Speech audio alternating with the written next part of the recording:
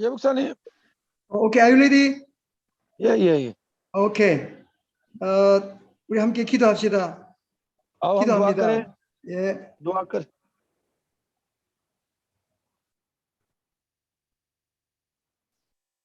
예, 초청했습니다. 조금 있다가 그 카톡으로 가 있는 거기로 보시면 누르면 들어올 거예요. 자, 기도합니다. 하나님 감사합니다.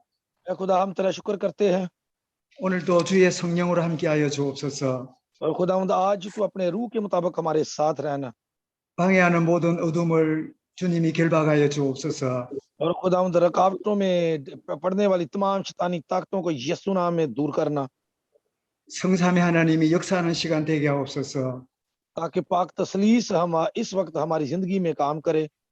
주 예수 그리스도 이름으로 기도드립니다. खुदावंद मसीह यीशु के नाम में मांगते हैं, आमीन। 아멘. 아멘. 우리 어제는 이 교회사를 왜 해야 되는가 하는 개론에 대해서 인트로덕션 대해서 공부했습니다. कल हमने चर्च हिस्ट्री के बारे में पढ़ा था कि चर्च किस तरह एस्टैब्लिश हुआ और उसका इंट्रोडक्शन हमने देखा था, तारफ देखा था। 2000년이라는 교회 역사 앞에 우리가 겸손하게 우리 지난 날을 돌아보는, 그리고 오늘 이렇게 거울처럼 보는 그런 유익이 있다는 걸 이제 배웠습니다. कि आज हम जो शीशा अपने अक्स को देख रहे हैं, ये पहले ऐसा नहीं था। पहले चर्च हिस्ट्री कुछ और थी। आस्ता आस्ता 2000 साल लगे कि हमको अब वो अक्स नजर आता है। 그리고 두 번째 시간에는 12 사도들의 생애에 대해서 우리가 공부했습니다. और दूसरे एक हिस्से में हमने पढ़ा था 12 शागिर्दों के बारे में। 여러분 12번째 그 사도가 마띠아였지요. 마띠아. तो आखिर में हमने ये भी देखा था कि जो आखिरी यीशु का शागिर्द था, उसका जो बाद में चुना गया था, स्पेयर में चुना गया था, उसका नाम था मतिया। 마띠아는 가룟 유다를 대신해서 빈자리를 채웠던 그런 사도였지요.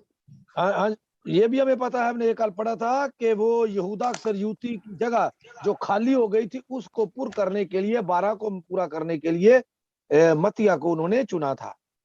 그래서 자동차에 뭐가 같다고요? 스피어 타이어 같다 그랬죠. तो मैंने आपको कहा था कि ये एक स्पेयर टायर था, जिस तरह हम भी एक स्पेयर टायर जब जरूरत होती है खुदावंद इस्तेमाल करता है। 예, 꼭 필요할 때 쓰임 받는 일꾼.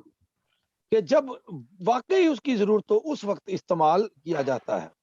보통 때는 존재감이 없지만 꼭 필요할 때, 요긴할 때 필요한 타이어, 스피어 타이어. हाँ जी, स्पेयर टायर का वक्त उस वक्त जरूरत पड़ती है जब बिल्कुल काम खत्म हो जाए, कोई टायर काम ना करता, तो उस वक्त उस स्पेयर टायर को काम में लाया जाता है। 네, 하나님이 나를 이 시대에 꼭 필요한 스페어 타이어 같은 그런 존재로 나를 부르셨다. 이런 감사와 겸손함이 있길 바랍니다. तो हमें इस पर खुदावंद से आज ही दिल के साथ खुदा का शुक्र करना चाहिए कि खुदा ने मुझे वक्त जरूरत, जब जरूरत पड़ेगी उस वक्त इस्तेमाल किया है, और इस सदी में मुझे स्पेयर टायर की तरह खुदा ने रखा हुआ है। 자, 12 사도를 여러분 이제 기억한다면 또 한 명의 사도를 여러분 기억하시죠? 또 다른 사도. अगर आप इन 12 शागिर्दों के बारे में समझते हैं, सोचते हैं, तो इसके बाद हमें एक और रसूल है, वो नजर आता है पौल। 그가 누굽니까? 예, 바울 폴이죠. 바울. हाँ जी, पौलुस रसूल है। 예, 그래서 12 사도들이 유대 중심으로 복음 운동을 했다면 부름받은 이 바울은 이방 선교, 세계 선교에 쓰임 받는 그런 사도였지요. तो हम देखते हैं कि वो दूसरे जो रसूल थे वो तो यहूदियों के इर्द गिर्द, यहूदियों अपने लोगों को तालीम सुनाते थे, लेकिन तालीम देते थे, लेकिन पौलुस रसूल जो है ये गैर यहूदियों के लिए, जंटाइल के लिए, गैर लोगों के लिए जो रसूल था उनको तालीम देता था। 그런데 우리가 여러분 먼저 기억할 거는 이 초대 교회가 어떤 시대적인 배경을 가졌는가를 좀 알 필요가 있습니다. 시대 배경. तो हमें देखना चाहिए कि उस दौर में उनकी बैकग्राउंड क्या थी। 시대 상황, 시츄에이션. हाँ जी, बैकग्राउंड उनकी क्या थी उस वक्त, हालात कैसे थे। 이제 주님이 오시고 초대교회가 시작되는 그때 당시에 그 상태가 뭐냐? 한마디로 영적으로 어두웠던 영적 암흑기입니다. हम उस वक्त देख सकते हैं जब इब्तदाई कलीसिया वालों ने काम शुरू किया था, रूहानी हालत क्या थी, हर तरफ शैतान का या अम्बलीसी अंधेरा छाया हुआ था। 여러분 구약 마지막 선지자가 누구지요? तो हम देखते हैं कि पुराने अहदनामे में जो आखिरी नबी था उस वक्त कौन था नबी? मलाकी। 누가 알면 말씀해 보세요. 마지막 선지자. हाँ जी, बताया जी, मैंने तो नाम बता दिया। आखिरी नबी कौन था पुराने अहदनामे का? ये 오케이. मला- 말라기. 예, 이 공부할 자기 있네. 말라기. 그리고 신약 첫 성경은 뭐지요? और हम देखते हैं कि नया अहदनामा कहाँ से शुरू होता है। 신약 첫 성경. हाँ जी, पहली इंजील कौन सी है जी नए अहदनामे की? 예, 너무 쉬워서 그렇지. 마태복음이죠. 마태. मत्ते ये 요 사이가 성경은 붙어 있지요. 이렇게 딱 붙어 있잖아요. लेकिन हम 말라기 देखते 다음에 हैं कि नया 마태복음이 붙어 있잖아요. दरअसल इसमें वक्फा तो था, लेकिन इनको आपस में हमने जोड़ा हुआ है। 그러나 이 사이가 400년이라는 간격이 있습니다. 400년. लेकिन इसके दौर में तकरीबन 400 साल जो है वो फर्क है। 예, 400 years, 400년이라는 공간이 있어요. कि यह मलाकी से लेके मत्ती तक आने तक ये 400 साल का वक्फा है, वक्फा। 이 400년 동안에 무슨 일이 있었는가는 성경에서 우리가 찾아볼 수가 없어요. कि इन 400 साल में क्या हुआ है, बाइबल उसके बारे में हमें कुछ नहीं बताती। 교회 역사가들이 기록해 놓은 그 역사들을 보면서 아, 구약과 신약 400년 사이에 이런 일이 있었구나를 알게 됩니다. लेकिन हम जब चर्च हिस्ट्री को देखते हैं तो वहां पर हमें इन चीजों की निशानदही होती है कि ये क्या होता रहा है 400 साल के अंदर। 한마디로 그때가 무슨 시기라고요? तो उस वक्त हम देख सकते हैं किस तरह का दौर था। 영적인 뭐라고요? मैंने किस तरह कहा था कि रूहानी क्या था, शैतानी अंधेरा था। 광명기라고요? 흑암기라고요? और हम देखते हैं कि क्या थी, अंधेरी रात थी उनके सामने, 예, 흑암기입니다. ये अंधेरा था। 완전히 영적으로 어두운 시대가 예수님 오시기 전의 시대였어요.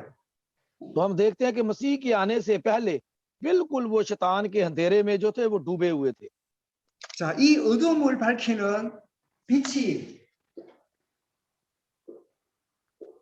이 동방에서 있던 박사들이 이 빛을 따라서 예수님의 탄생한 베들레헴으로 오게 되죠. 빛. तो हम देखते हैं कि जो 3 मजूसी थे उन्होंने क्या देखा था, सितारा देखा था, नूर देखा था, और उस रोशनी को देखते हुए वो बैतलहम तक पहुंचे थे। 여러분 이 별이 어떤 별일까요? तो ये सितारे जो है ये कौन से सितारे हैं? 금성 샛별이다 이런 사람도 있어요. कि 새벽에 뜨는 ये 샛별 있잖아요. ये सुबह का सितारा था, जो सुबह का सितारा जो रोशनी लेकर आया, जो इस अंधेरे को खत्म करने वाला था। 그러나 이 별은 특별히 그때 등장해서 동방에 있는 박사들을 이렇게 예루살렘까지 인도했다. 그렇게 보는 게 우리가 가장 보편적입니다.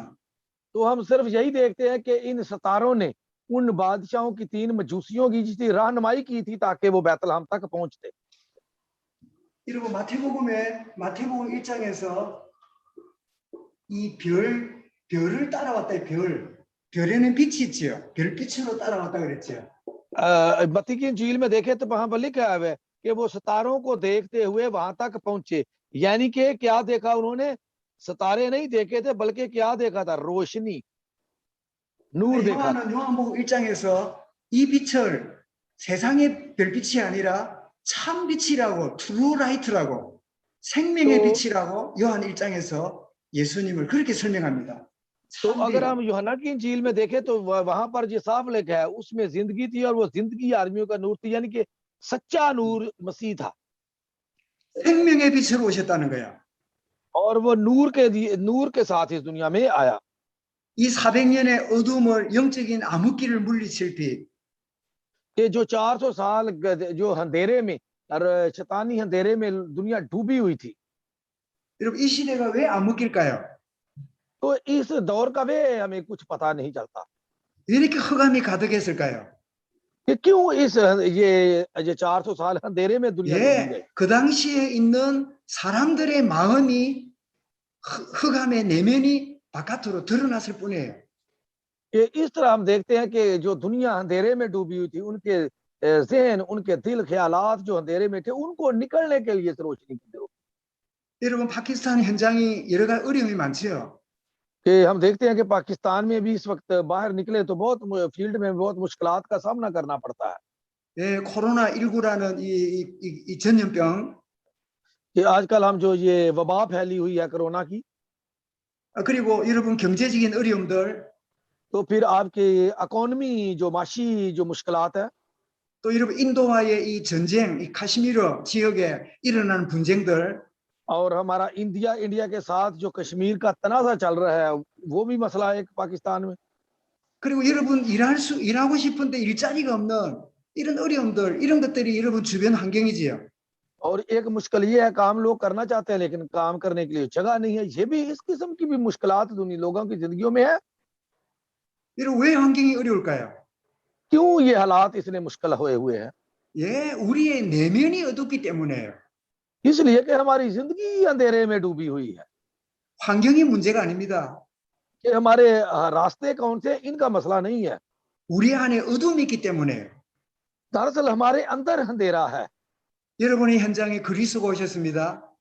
कि आपके फील्ड में, आपके इलाके में मसीह जो है वो आ गया है, 그분은 생명의 빛, 참빛입니다. और वो जिंदगी है और वो सच्चा नूर है, 사람을 살리는 빛입니다. और वो नूर वो है जो लोगों को जिंदगी बख्शता है। 여러분 안에 있는 어둠을 물리치시는 창조의 하나님입니다. कि आपके अंदर जो यीशु है वो आपके अंदर का अंधेरा खत्म करने वाला यीशु है। 여러분 속에 있는 어둠이 물러가면 여러분의 파키스탄 현장도 어둠이 물러갈 줄 믿으시기 अगर 바랍니다. आप इस बात पर यकीन करें कि खुदा आपके अंदर का पहले अंधेरा करे, ताकि आप जाकर फील्ड में उस अंधेरे को खत्म करने वाले खुदा के शागिर्द बन सके। आमीन। 아멘. 여러분 주변에 여러분을 불편하게 하는 그런 사람이 있습니까? ये कौन से लोग हैं जो अच्छे तरह का नहीं, क्यों लोग इस बेचैनी की जिंदगी जो है वो बेचैनी की जिंदगी बसर कर रहे हैं? 여러분을 괴롭히는 그런 세력이 있습니까? तो क्या ऐसे लोग भी हैं जो आपसे नफरत करते हैं, आपको तंग करते हैं? 여러분이 예수의 생명의 빛이 충만하면 그 모든 अगर 것들을 여러분 변화시키는 능력의 여러분 응답을 여러분이 보게 될 것입니다. तो अगर आपके पास मसीह होगा तो आपके अंदर का अंधेरा, आपके अंदर की बेचैनी जो है वो मसीह के सुकून में, मसीह के रोशनी में तब्दील हो जाएगी। फिर आप महसूस करेंगे इन चीजों को। 여러분 지금 어디에 앉아 있습니까? 탁자에 앉아 있지요. तो आप इस वक्त यहाँ कहाँ बैठे हुए हैं? आप अपने टेबलों पर बैठे हुए हैं या सीट पे? 의자에 앉아 있지요. तो आप कुर्सियों पर बैठे हुए हैं। 여러분이 밟고 있는 바닥이 지금 깨끗합니까? 깨끗하지 않습니까? कि आप जहाँ बैठे हुए हैं, आपका जो फर्श नीचे है वो साफ है या गंदा है? 먼지가 있겠지요. तो हो सकता है वहाँ थोड़ी सी मिट्टी भी हो। 그러면 제가 이 걸레를 가지고 수건을 가지고 이렇게 탁자를 닦습니다. तो अगर मैं ये तौलिया लेकर जाऊं और आपके वो जो नीचे फर्श है उसको साफ करूं, 예, 먼지 있는 의자를 닦습니다. तो आपका जो सीटें जिस पर बैठे उसको साफ करूं, तो 그러면 이 수건을 가지고 먼지 있는 탁자를 닦아내면 수건이 어떻게 될까요? तो आप देखें कि अगर मैं वो आपका ब्लैक बोर्ड, आपकी वो फर्श, आपकी सीटें इसे साफ करूंगा, तो ये मिट्टी साफ करूंगा तो तौलिए के ऊपर क्या लग जाएगा? 여러분 이 수건을 가지고 내가 세수한 다음에 얼굴을 닦으면 얼굴이 어떻게 될까요? तो अगर उसी में जो जिसके साथ मैंने मिट्टी साफ की है उसके साथ अपना मुंह साफ करूं तो मेरा मुंह क्या होगा? 이제 그러면 이 먼지 묻은 이 수건 먼지가 내 얼굴에 묻겠지요. तो जो जितनी भी मिट्टी उस तौलिए पर लगी हुई है वो मेरे चेहरे पर लग जाएगी। 내 주변의 먼지도 중요하지만 내가 갖고 있는 수건이 깨끗해야 돼요. तो जो मिट्टी तो चलो एक बात अलहदा रही, मुझे तो जो तौलिया इस्तेमाल करना वो तो साफ होना चाहिए। 여러분 종교는 주변을 바꾸는 거고 복음은 우리의 속 사람을 바꾸는 거예요. कि मजहब जो है वो इंसान को एक उम्मीद या कोई और चीज तो दिला सकती है, लेकिन जो कलाम है ये हमें नई जिंदगी देता है। 주님은 기독교를 만들려고 오신 분이 아닙니다. कि यीशु मसीह जो आया था वो ये दवाइया चर्च बनाने के लिए नहीं आया था, 종교를 만들려고 오신 분이 아닙니다. कि वो मजहब बनाने के लिए इस दुनिया में नहीं आया था। 우리의 속 사람을 재창조하려고 오신 생명의 빛입니다. और वो हमारी नई जिंदगी हमें देने के लिए आया था, ताकि वो जिंदगी जो नूर है वो हमारी जिंदगियों में आए। 이때 400년 동안 어떤 일이 있었을까요? 주님 오시기 400년 전에 영적 तो 암흑기에 तो फिर ये आप सोचे कि मसीह यीशु के आने के 400 साल पहले वो क्या होता रहा उस वक्त। 예, 그 당시에 세계를 지배했던 로마가 굉장히 도덕적으로 타락했습니다. तो उस वक्त जो ये बुरे लोग थे, ये चोर डाकू थे, वो क्या थे रोम वाले, उन्होंने बिल्कुल उसको अंधेरे में डुबोया हुआ था 예, इसराइल को। 굉장히 가정이 मु너지고 음란한 그런 세상이었어요. तो उन्होंने सब कुछ बंद कर दिया हुआ था। वो उनके लिए उस वक्त तहरीकी दौर था, अंधेरे का दौर था इसराइलियों के लिए। 그리고 아이들을 무시하고 그렇게 살았던 이 타락의 시대였어요. तो लोग जो थे वो उनसे नौजवानों से वो नफरत करते थे, इसलिए वो पस्ती की जिंदगी बसर कर रहे थे। 그런데 유일하게 참 경건하고 깨끗하고 가정을 화목하게 지켜나가는 소수의 무리들이 자기들 주변에 보입니다. वो उन्हें नजर आता था कि वो पानी भी नजर आएगा जिसमें हम साफ सुथरे होंगे, जिसमें हम नहाएं धोएंगे या अपने आप को पाक करेंगे। 그들이 누구였을까요? और वो कौन हो सकता है? 예, 기독교인들이었어요. और वो थे जिसके जरिए हमने करना था, वो था हमारा मसीहत। 사람을 노예로 자기들은 팔아먹었는데 कि लोग जो थे जो गुलामी में बेचे जाते थे, 기독교는 노예나 평민이나 모든 사람이 똑같다는 거야. तो अगर वो गुलाम हो या आजाद हो, मसीहत सबके लिए एक जैसी है। 예, 막 이렇게 스포츠도 맹수에게 사람이 잡아먹히도록 하는 짐승같이 살았는데 기독교인들은 사람을 존중하고 아이들을 존중하는 이런 모습을 그들이 보고 감동을 받습니다. तो हम देखते हैं कि मसीहत जो थी, जो लोग जानवरों जैसी जिंदगी बसर कर रहे थे, गुलामों जैसी जिंदगी बसर कर रहे थे, इंसान ने, मसीहत ने आके उनको आजादी बख्शी, उनको गले लगाया कि आप भी इंसान ही हैं, आप में और हम में कोई फर्क नहीं है। 이런 로마가 모든 나라를 정복한 다음에 그 나라 종교를 가져와서 로마는 완전히 종교 부패처럼 온 잡동사니 종교가 로마에 들어왔어요. तो हम देखते हैं कि जो रोम थे वो दूसरे लोगों पर कब्जा करने के लिए जाते थे, और उन मुल्कों में सिर्फ कब्जा नहीं करते बल्कि उनके मजहब भी ले आते थे। जैसे कहीं आप जगह पे जाएं, आप बुफे लगे होते हैं, इस तरह के मुख्तलिफ किस्म के मजहब जो थे, मजाहिब, वो रोम में जो थे वो जमा हो चुके थे। 여러분 지금도 그 로마에 가면 많은 신을 위한 그 사원들이 지금도 많이 있지요. अगर आप अब भी रोम जाएं तो आपको मुख्तलिफ मंदिर, आपको वो मुख्तलिफ इबादत गाहें, बहुत सारे मसाहिब का आपको वहां पर जो पुरानी हिस्ट्री है वो मिलेगी। 예, 황제를 숭배하는 사상도 있을 거야. तो हम देखते हैं कि इस तरह के लोग जो हर दौर में बुतों की पूजा करते हैं, मुख्तलिफ दौर, वो भी मिलेंगे आपको। 예, 그 당시에 많은 철학자들이 일어나서 뭐 스토아, 에피쿠로스 막 이런 철학을 많이 가르쳤습니다. तो हम देखते हैं वहां पे बहुत सारे जो फिलोसोफर भी खड़े हुए, बहुत सारे ऐसे लोग भी जो उनकी भी आपको हिस्ट्री वहां पर नजर आएगी, मिलेगी। 금욕을 해야 구원받는다. और वो समझते थे कि फिलोसफी के जरिए हमने निजात हासिल करनी है। 영혼은 중요하지만 몸은 아무것도 아니니까 아무 때나 쾌락주의로 살아도 된다. तो वो समझते हैं कि जिंदगी क्या है, कुछ भी नहीं है, इसको बस इस दुनिया में ठीक करना, इसके अलावा कुछ नहीं है। 모든 게 신이다. 범신론. और जितने भी वो देवते उन्होंने जिंदगी रखे हुए हैं अपनी जिंदगी बचाने के लिए, 모든 게 신이다 보니까 신이 없다는 쪽으로 가버려요. 무신론. फिर हम देखते हैं कि वो जितने भी देवते हैं वो जाती तौर पर तो कुछ भी नहीं है, वो पत्थर के बने हुए चीजें, उनमें खुद तो कोई जान नहीं है।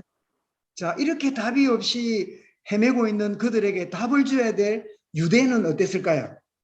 तो उन लोगों को जवाब देना था, तो आप उनको जवाब तो दे रहे। अब देखें उस वक्त फिर यहूदी किस किस्म की जिंदगी बसर, उनका किरदार क्या है।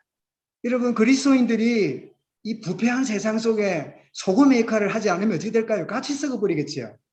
कि अगर हम मसीह मसीह लोग भी अगर उनके साथ हम मिल जाएं, उनके कल्चर में घुल मिल जाएं, तो फिर हम में और उनमें फर्क क्या होगा? 예, 이때 당시에 유대 사회는 한마디로 브랜치, 진리이 분열되어 있는 분파에 빠졌어요. 분파.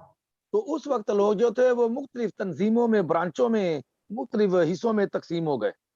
여러분 우리 사복음서에 보면 나오지요. 바리새파. तो हम देखते हैं कि अगर कल फरीसी भी हम देखते हैं कि फिरका फरीसियों का था, 구별된 자기들은 정통주의라고 주장하는 사람들이에요. और वो समझते थे कि जो कलाम के मुताबिक जिंदगी है और हम ही इसके करता धरता लोग हैं। 사두개파. तो हम देखते हैं कि लोग, कुछ लोग सदूकी थे। 이 사람들은 천사도 부활도 부정하는 말하자면 이 신신학자, 자유주의 신학자들이에요. 이 और 세상에 ये 물들어 सिर्फ 있는 그런 종교인. और ये सदूकी जो थे, ना तो फरिश्तों पर उनका ईमान था, ना कोई आखिरत पर, ना जी उठने पर। ये वक्ती तौर पर जो जिंदगी है इसी को ही इसमें मसरूर रहना चाहता है, इसको एंजॉय करना चाहता है। 서기관들은 뭐 했지요? तो सदूकी क्या करते हैं? 예, 성경을 이렇게 복사하고 이렇게 주장하는 성경을 뺏기고 하는 그런 일을 했어요. फकी जो थे वो क्या करते थे? वो बाइबल को लिखते थे, लोगों को लिखकर लोगों को बताते थे। 그리고 율법을 이렇게 연구해가지고 가르치는 그런 일을 했어요. तो और वो जो जितना भी शरीयत थी उनको वो दूसरों को सिखाते थे। 헤롯 당파가 있었습니다. तो हम देखते हैं कि फिर हेरोदिस को मानने वाले भी लोग थे। 이 당시에 헤롯 왕을 추종하는 일종의 정치 종교인들이었어요. 그 और इस किस्म का भी, 정치를 쫓아가는 종교인들. इस तरह का भी एक मजहब था जो लोग दूसरों को दावत देते थे और सिर्फ अपने खुशहाली के लिए, अपनी जिंदगी की आज़ाइशों के लिए काम करते थे। 또 셀로딘도 있습니다. तो 그 열심 당원. और कुछ लोग थे, सालिसी लोग भी, जो रूहानी तौर पर अपने आप को मजबूत करना चाहते, रूहानियत उसमें समझते थे। 이들은 누구냐? 로마를 물리치고 우리가 독립해야 된다 하는 독립적인 그런 이 신앙을 가진 사람이에요. 독립운동. और ये वो थे जिनका ईमान था कि रोम को हमने भगाना है और आपस में एक होना है। 이제는 이것도 필요 없고 저것도 필요 없다 하고 저 산에 동굴로 가서 지내는 에세네파도 있었어요. तो उन्होंने कहा कि हमें इसकी भी जरूरत नहीं, उसकी भी जरूरत नहीं है, हम पहाड़ों में जाकर जो है वो कुछ ढूंढेंगे। 어쨌든 이 400년 암흑기 속에 답도 없고 답을 줘야 될 이들은 지리밀렬하게 자기 교리에 빠져 있는 그런 시대가 주님 오시기 전에 시대입니다. और ये था कि वो उनको लोगों को जवाब देना चाहिए था, लेकिन उनके पास जवाब की कमी थी और हर जो दुनिया थी वो अपनी थ्योरी के मुताबिक, अपने ख्यालात के मुताबिक, अपने मजहब के मुताबिक जो वो जिंदगियां बसर कर रहे थे। 근데 예수님이 12제자를 택하셨는데 이게 바리새, 사두개, 서기관, 헤롯 땅, 셀로딧, 에세네파에 있는 사람들을 골고루 불렀어요. तो खुदा ने क्या किया कि इनको, सदूकियों को या क्या कहते हैं फरीसियों को, इन तमाम जो मजहबाए वाले थे मुख्तलिफ किस्म के, इन सब को, फकीयों फरीसियों को खुदा ने अपने पास बुलाया था। 그리고 12명의 제자들은 자기들 이게 사상과 이 각인된 게 있다 보니까 막 서로 다투고 이랬지요. 자기 तो 주장이 हम 많았지요. तो 12 शिगिर्द जो थे, इनकी एक अपनी बैकग्राउंड थी, इनके एक अपने क्या थे ख्यालात थे, या इनके अपने असूल कवायद और ज़वाबत थे, वो इनके जरिए भी देखते थे। 여러분 복음 하다 보면 초창기 때 갈등이 많아요. तो हम ये भी देखते हैं कि इनमें क्योंकि नजरियात अलग-अलग थे, इसलिए उनकी आपस में चपकलश भी काफी थी। 말로는 그렇게 합니다. 내가 옳다, 내가 옳다, 내가 옳다 이렇게 말해요. कि हम बातों में तो वो नहीं लड़ते थे, लेकिन अंदरूनी तौर पर कि मैं ऊपर आऊं, मैं ऊपर आऊं, मैं ऊपर आऊं। 너는 틀렸다, 나만 맞다 이렇게 말해요. तो ये भी बात करते थे कि तू गलत है, मैं ठीक हूं, मैं ठीक हूं। 이 사람들이 뭐라는 줄 알아요? ये लोग फिर क्या कहते हैं? 오직 예수, 오직 복음이랍니다. तो वो कहते हैं कि ओनली क्राइस्ट, ओनली गॉस्पल होनी चाहिए। 물론 복음을 주장하는 사람도 있지만 내가 말하는 것만이 옳다는 자기 주장이 강해요. कि मसीह का कलाम तो जरूर सुनाते हैं, लेकिन ज्यादा लोग जो है उनकी अपनी जातियात, अपने तसव्वुर और ख्यालात ज्यादा उसमें शामिल करते हैं। 다른 사람 다 틀렸어. और दूसरे लोग सारे गलत हैं। 다른 사람들은 전부 다 이 등애품이야. 물건이 아니야. 나만 진품이야. तो वो समझते हैं कि जो दूसरे हैं वो बस रद्दी है, और जो कुछ हूँ सिर्फ मैं ही हूँ, मैं ही सही तौर पे काम कर रहा हूँ, बाकी सब रद्दी कमाल है। 열두 사도들이 그렇게 지냈다니까. और 12 शागिर्द ऐसे ही जिंदगी बसर करते रहे हैं। 그런데 그리스도를 깨닫고 그리스도를 발견하고 성령이 임한 다음에 그들은 바뀌었어요. लेकिन जब मसीह की बेदारी मिली, मसीह की इनको बातों का पता चला, मसीह की तालीम के बाद फिर ये इनका रवैया, इनका रहन सहन मुख्तलिफ हो गया। 어떻게 바뀌었냐? 여러분 손 한번 들어보세요. 이 손을 हम भी 들어보세요. अपने जो हाथ देखे उठाए जरा, किस तरह वो तब्दील हुए। 이 손 한번 들고 손 없는 사람 들지 말고 옳지. 손 없는 사람 발 드세요. हाँ जी, अपने हाथ जरा ऊपर उठाए जरा देखें। 자 이렇게 합니다. 너는 틀렸고 나만 맞아. तो ऐसे करें, हाँ जी तू गलत है, मैं ठीक हूँ, जरा करें ऐसे कि तू 너는 गलत 이래서 है। 틀렸고 너는 이렇기 때문에 틀렸고 나만 옳아.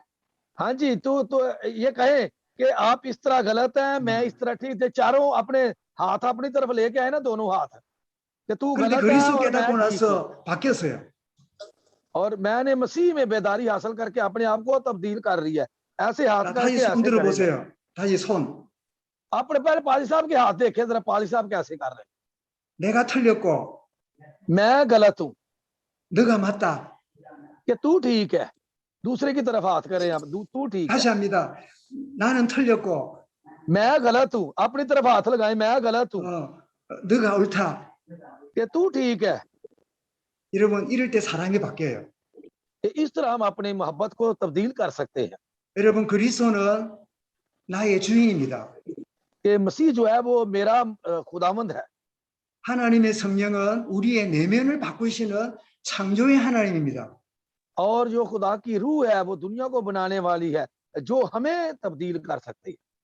다시 한번 연습합니다. 나는 틀렸고 हाँ जी, दोबारा करें जी। मैं अपने आप हाथ रखें, अपने सीने पर हाथ रखें जरा। मैं गलत हूँ, ये बात करें कि मैं गलत हूँ। 네, 당신이 옳습니다. कि आप ठीक हैं, दूसरे से कहें आप ठीक है। 옆에 사람 쳐다보고 연습만 합시다. कि आपने अपने दूसरे की तरफ देख के करें, एक दूसरे की तरफ देख के करें कि मैं गलत हूँ, तुम ठीक 네, हो। 두 एक 사람씩 दूसरे को 맞아 कहें। 보세요. आपने एक दूसरे को तरफ देखें। 연습합니다. 나는 틀렸고 हाँ जी, अबद भाई, अबद जो है वो करे ना जरा, वो कुर्बान को कि मैं गलत हूँ, तुम ठीक हो, ऐसे करो जरा।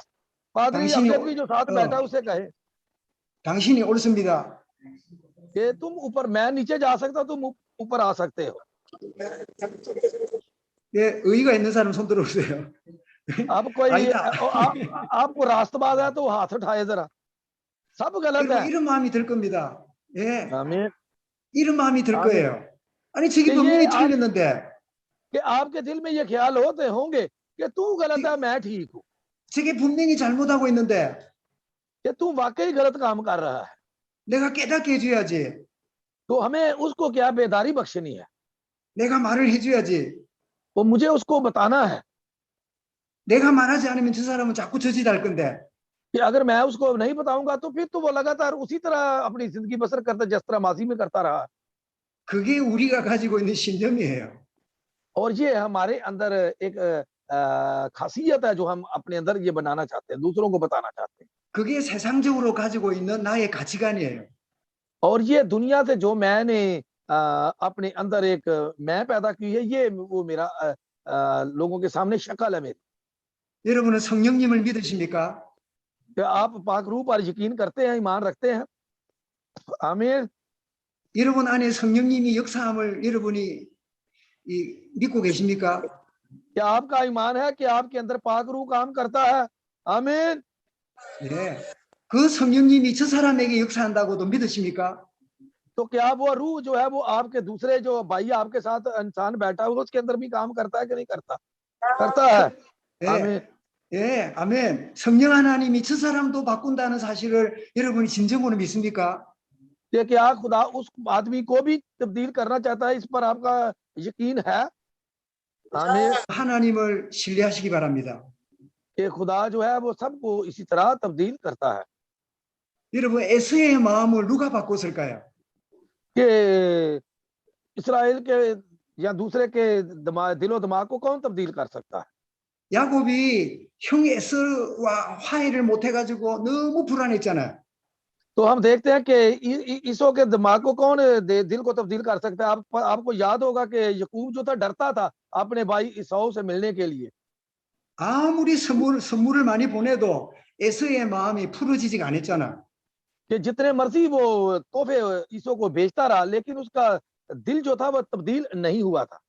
그런데 야곱이 홀로 남았습니다.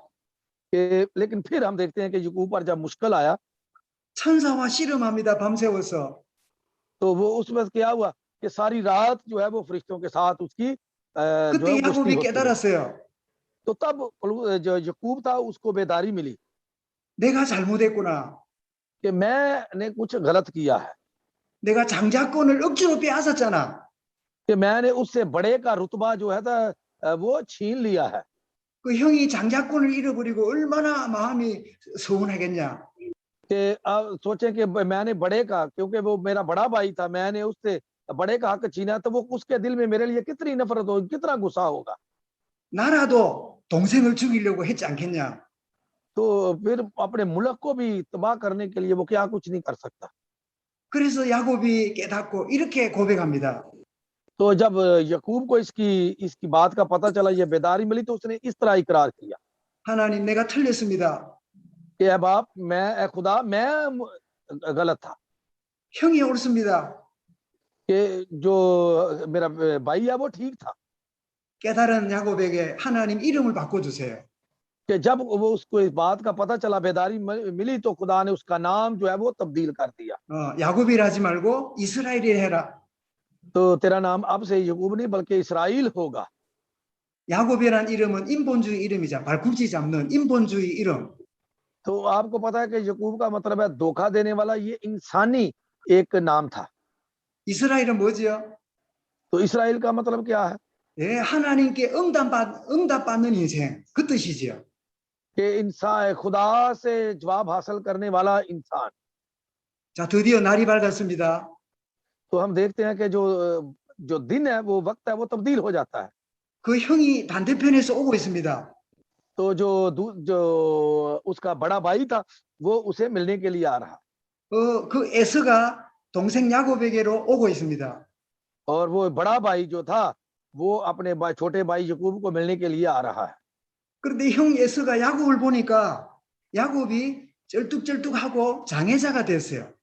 तो हम देखते 한두뼈를 हैं कि 쳤기 वो 때문에 다리를 제대로 걷지 못하고 쩔뚝거리면서 동생이 와요. वो उसका जब बड़ा भाई आ रहा था तो छोटे भाई की क्या थी, टांगे कांप रही थी, वो हिलजुल कभी इधर कभी उधर, उसको समझ नहीं आ रही थी कि अब मैंने क्या करना है। 여러분, 그 동생이 쩔뚝거리는 동생을 보는 순간에 하나님 에서의 마음에 긍휼의 마음을 주었어요. तो हम देखते हैं कि वो नफरत करने वाला भाई, जो छोटे भाई से नफरत करता था, जिसके पलौठे का हक छीना गया था, वो अब खुदा उसके दिलो दिमाग को क्या चेंज करता है। 그 형 에서와 야곱 동생이 끌어안고 서로 눈물을 흘리면서 내 잘못이라고 이야기합니다. तो उसने उसको गले लगाया और रोते हुए उसे कहा कि मैंने गलती की थी, 네가 옳다. कि तू ही पलौठा है, तू ही ठीक है, 내가 잘못했다. कि मैंने गलत किया था। 여러분, 복음이 들어가면 내주장하지 않습니다. कि जब आपके अंदर ये कलाम समा जाता है तो फिर आपको इन चीजों का एहसास भी हो जाता है। 여러분, 억울한 일을 당해도 कि अगर आपको किसी चीज पर फख्र भी है, 손해 보는 일을 당해도 तो अगर आपके हाथ में कोई ऐसी गलत काम भी हो जाता है, 여러분 주님께 맡기시기 바랍니다. तो मेरे अजीजों उस चीज को खुदा के ऊपर डाल दो, खुदा को दे दो, 그러면 주님이 완벽하게 모든 일을 해가시는 거야. और मसीह खुदावंद ही उस तमाम मसले का जो अच्छे तरीके से उसका हल निकालेगा। 여러분은 신학교에 왔다는 말은 앞으로 교회 지도자가 되고 목사가 될 사람들이에요. कि आपका इस स्कूल में सेमिनरी में आने का मतलब क्या है कि आपने लीडर बनना है, आपने चर्च का खादम बनना है, पास्टर बनना है आपने। 많은 사람들을 복음으로 여러분이 키워 가야 됩니다. तो आपने कलाम के जरिए बहुत लोगों की निगाहदाश्त या परवरिश करनी है। 많은 우리 젊은 세대와 렘넌트 어린 자녀들을 우리가 복음으로 양육해야 됩니다. तो हमें जो है वो मुश्किल में जो रेमनेंट हैं, जो गरीब बच्चे हैं, उनकी हमने कलाम के जरिए रूहानी परवरिश करनी है। 여러분 복음은 정확하게 말해야 돼요. तो हमें उनको मुकम्मल तौर पर कलाम की जो है वो बातें बतानी है। 그러나 복음 전하는 우리의 자세는 항상 나는 모자라고 부족한다. 겸손함이 있어야 돼요. तो हमें ये होना चाहिए कि मुझ में शायद कोई कमियां हैं या कोई गलतियां हैं, तो हमें इन चीजों को भी पहले अपने आप के अंदर इसको तलाश करना है। 여러분 복음이 완벽하다고 내가 완벽한 것처럼 착각하면 안 돼요. तो आपको कि मुझे सारा कुछ पता है, मैं मुकम्मल तौर पर सब कुछ जानता हूं, मैं अकले कुल हूं, ऐसा नहीं होना चाहिए। 하나님이 완전하셔요. कि खुदा ही सब कुछ है, वो ही सब कुछ है। 그러나 복음 전한 우리는 불완전한 존재예요. तो हम जो है, हम तो कुछ भी नहीं, हम तो सिर्फ खुदा की उस खुदाई को लोगों तक बयान करने वाले लोग हैं। हम तो लाचार कमजोर है। 여러분 착각하지 마시기 बा랍니다. कि मेरे अजीजों, अपने आप को जो है वो ऊपर या बड़ा ना बनाए, बल्कि छोटा ही रखे। 하나님은 자기가 잘났다고 자기가 대단하다고 착각하는 한 인간을 불렀어요. कि खुदा ने इसलिए नहीं हमें बुलाया कि मैं ही सब कुछ हूँ, मैं ही सारे सबके ऊपर हूँ, मैं ही अकेले कुल हूँ। खुदा ने ऐसे नहीं हमें बुलाया। 그가 누굽니까? कि वो कौन है? 예, 바울입니다. और ये पौलुस रसूल हमें ये बताता है। 바울은 유대인이면서도 로마에 지배하는 길리기아 다소에서 태어납니다.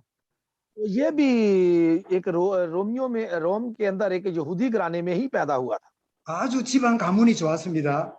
और उसकी जो बैकग्राउंड और उसका खानदान एक अच्छा 어, और काबिल खानदान था। 왕족이었던 베냐민 지파의 사람이에요. और वो कौन था? वो बनियामीन के कबीले से था।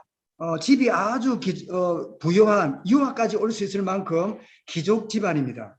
और वो पढ़ा लिखा खानदान था, और अपने बच्चों को भी तालीम और तरबियत में वो ऊपर ही लेके जाते थे। 로마 그 식민지에 살았기 때문에 태어날 때부터 시민권을 가졌어요. इसलिए कि क्योंकि वो रोम में उसका खानदान रहता था और वो वहीं पैदा हुआ, और उसके पास जो नेशनैलिटी थी वो भी रोम की थी। 아주 정통 바리새파 교육을 받았습니다. और उसने फरीसियों की तरह हर एक जो कलाम था वो बड़े अच्छे तरीके से रटा हुआ था। 예루살렘에 유학까지 왔어요.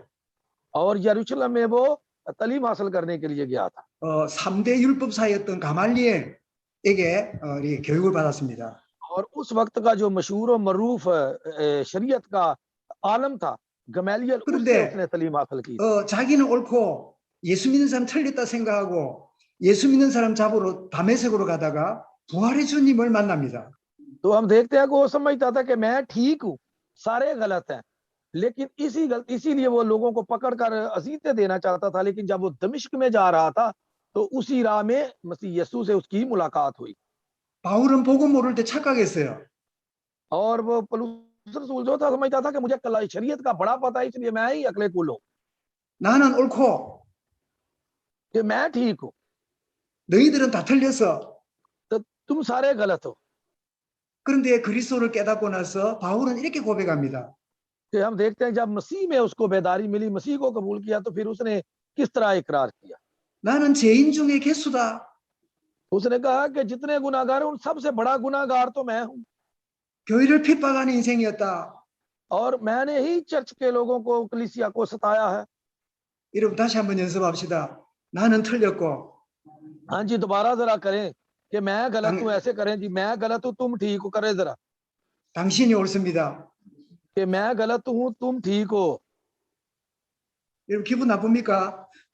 क्या आपका को गुस्सा तो नहीं किया आपने एक दूसरे के साथ? 예, 기분 나쁜 것도 제대로 나쁘면 은혜 받아요.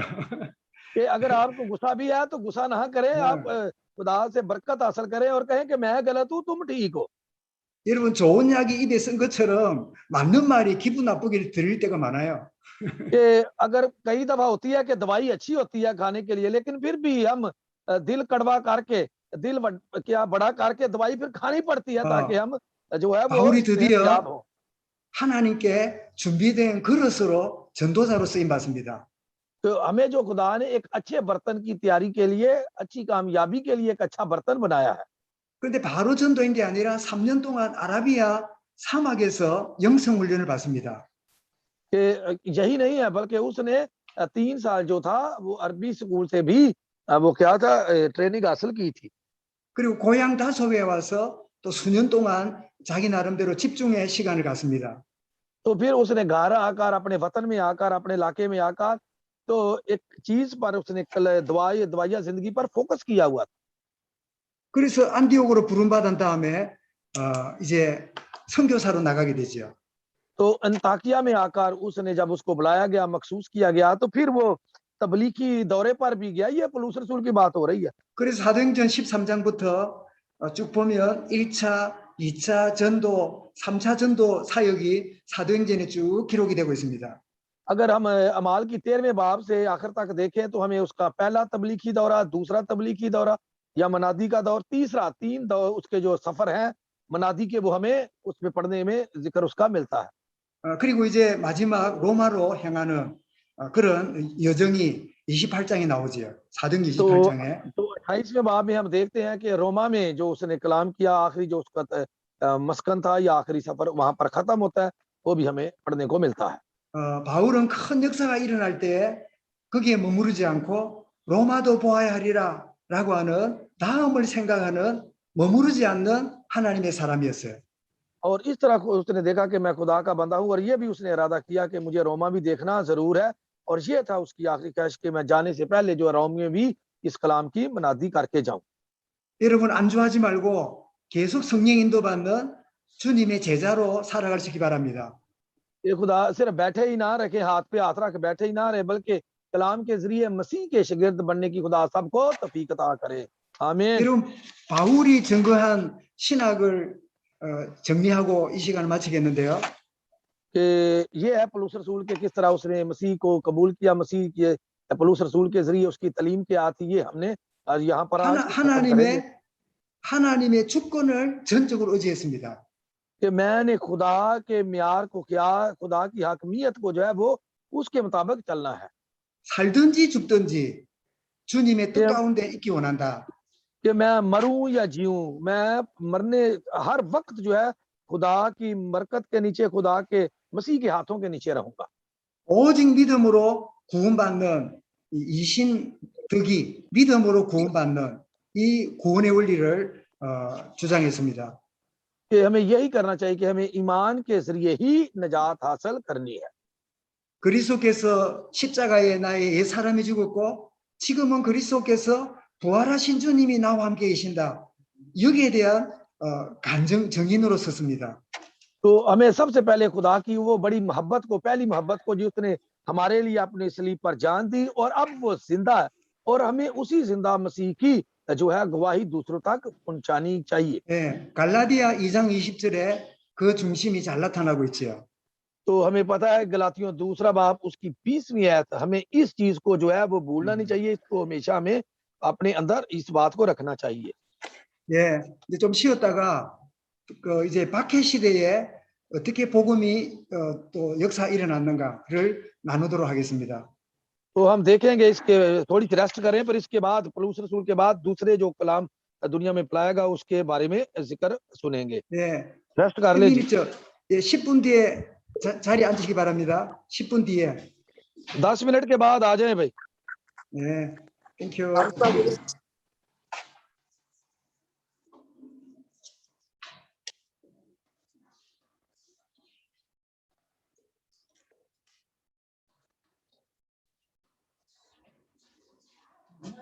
네, 사람들이 말씀 잘 알아들어요. 느끼는. 통역자가 통역을 잘하네. 이번에 뭐. 통역자는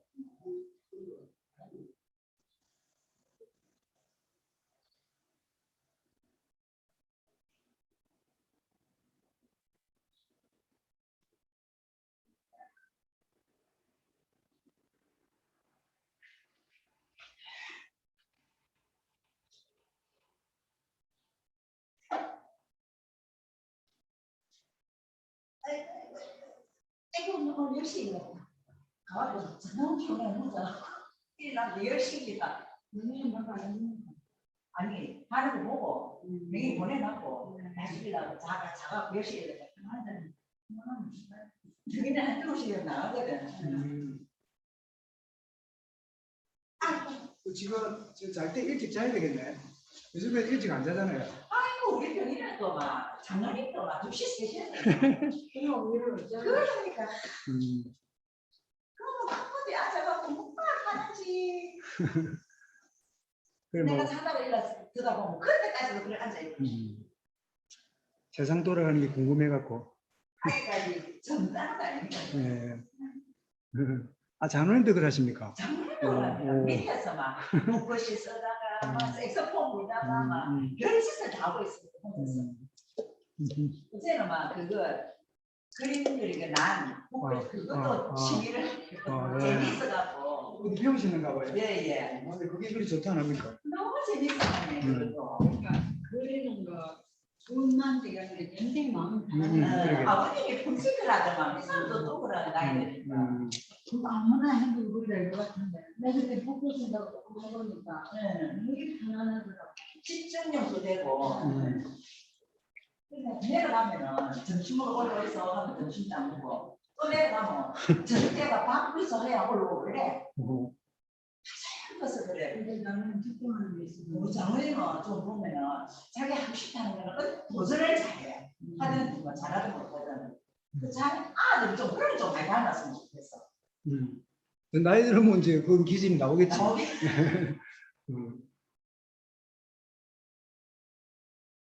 장모님 좀 좋은 기질이 좀 많이 있어. 화를 팍 내서 그러지. 화 안 내고 엄청나 있는 사람도 났습니다. 아니 그런 사람 무섭다고 말도 안 하고 웅해가 있으네요. 네. 우리 별아들 아빠는 저런 너무 좋은 아빠인데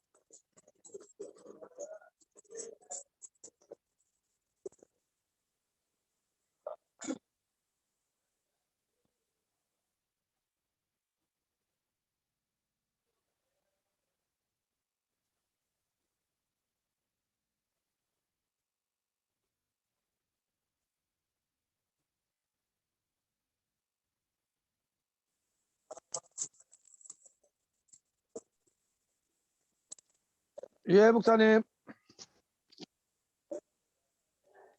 목사님 마이크 오픈 하세요. 오픈 your mic.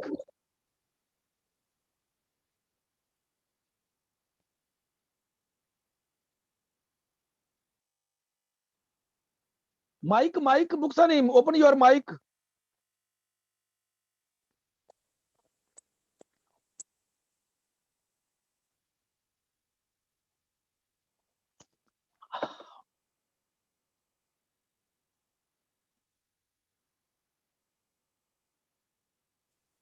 마이크 목사님 마이크. 아니 마이크 안 들려요. 목사님 안 들려요. 목사님 목소리 안 들려요. 마이크 클로즈 있으니 아니 마이크.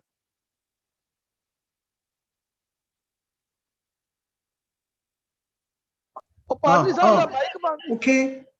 Are you here? Okay. Okay, Okay, now, okay. okay. 예. 뭘 잘못 눌렀는가 봐. 예. 자, 우리 5강을 여러분 복음은 이 항상 고난을 받습니다. 순환 시대. 네, 순환 시대의 복음 역사란 제목으로 5강 하겠습니다. तो पहले जो दौर था पहला दौर उसमें कलाम के बारे में मैं बताऊंगा कि किस तरह लोगों ने अजीतें मुश्किलातें सही. 여러분 제가 그림을 하나 그려볼게요. तो मैं आपको तस्वीर बना के दिखा रहा हूं.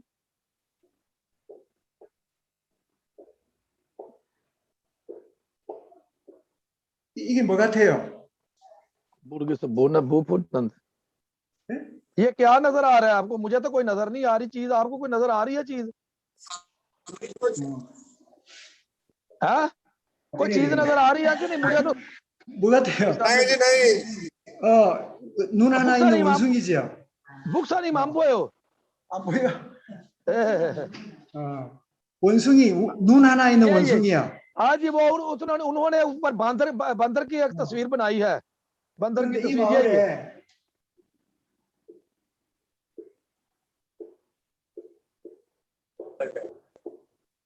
눈 두 개 있는 원숭이가 나타났어. तो फिर एक बंदर के बाद दो बंदर और वहां पर आ गए.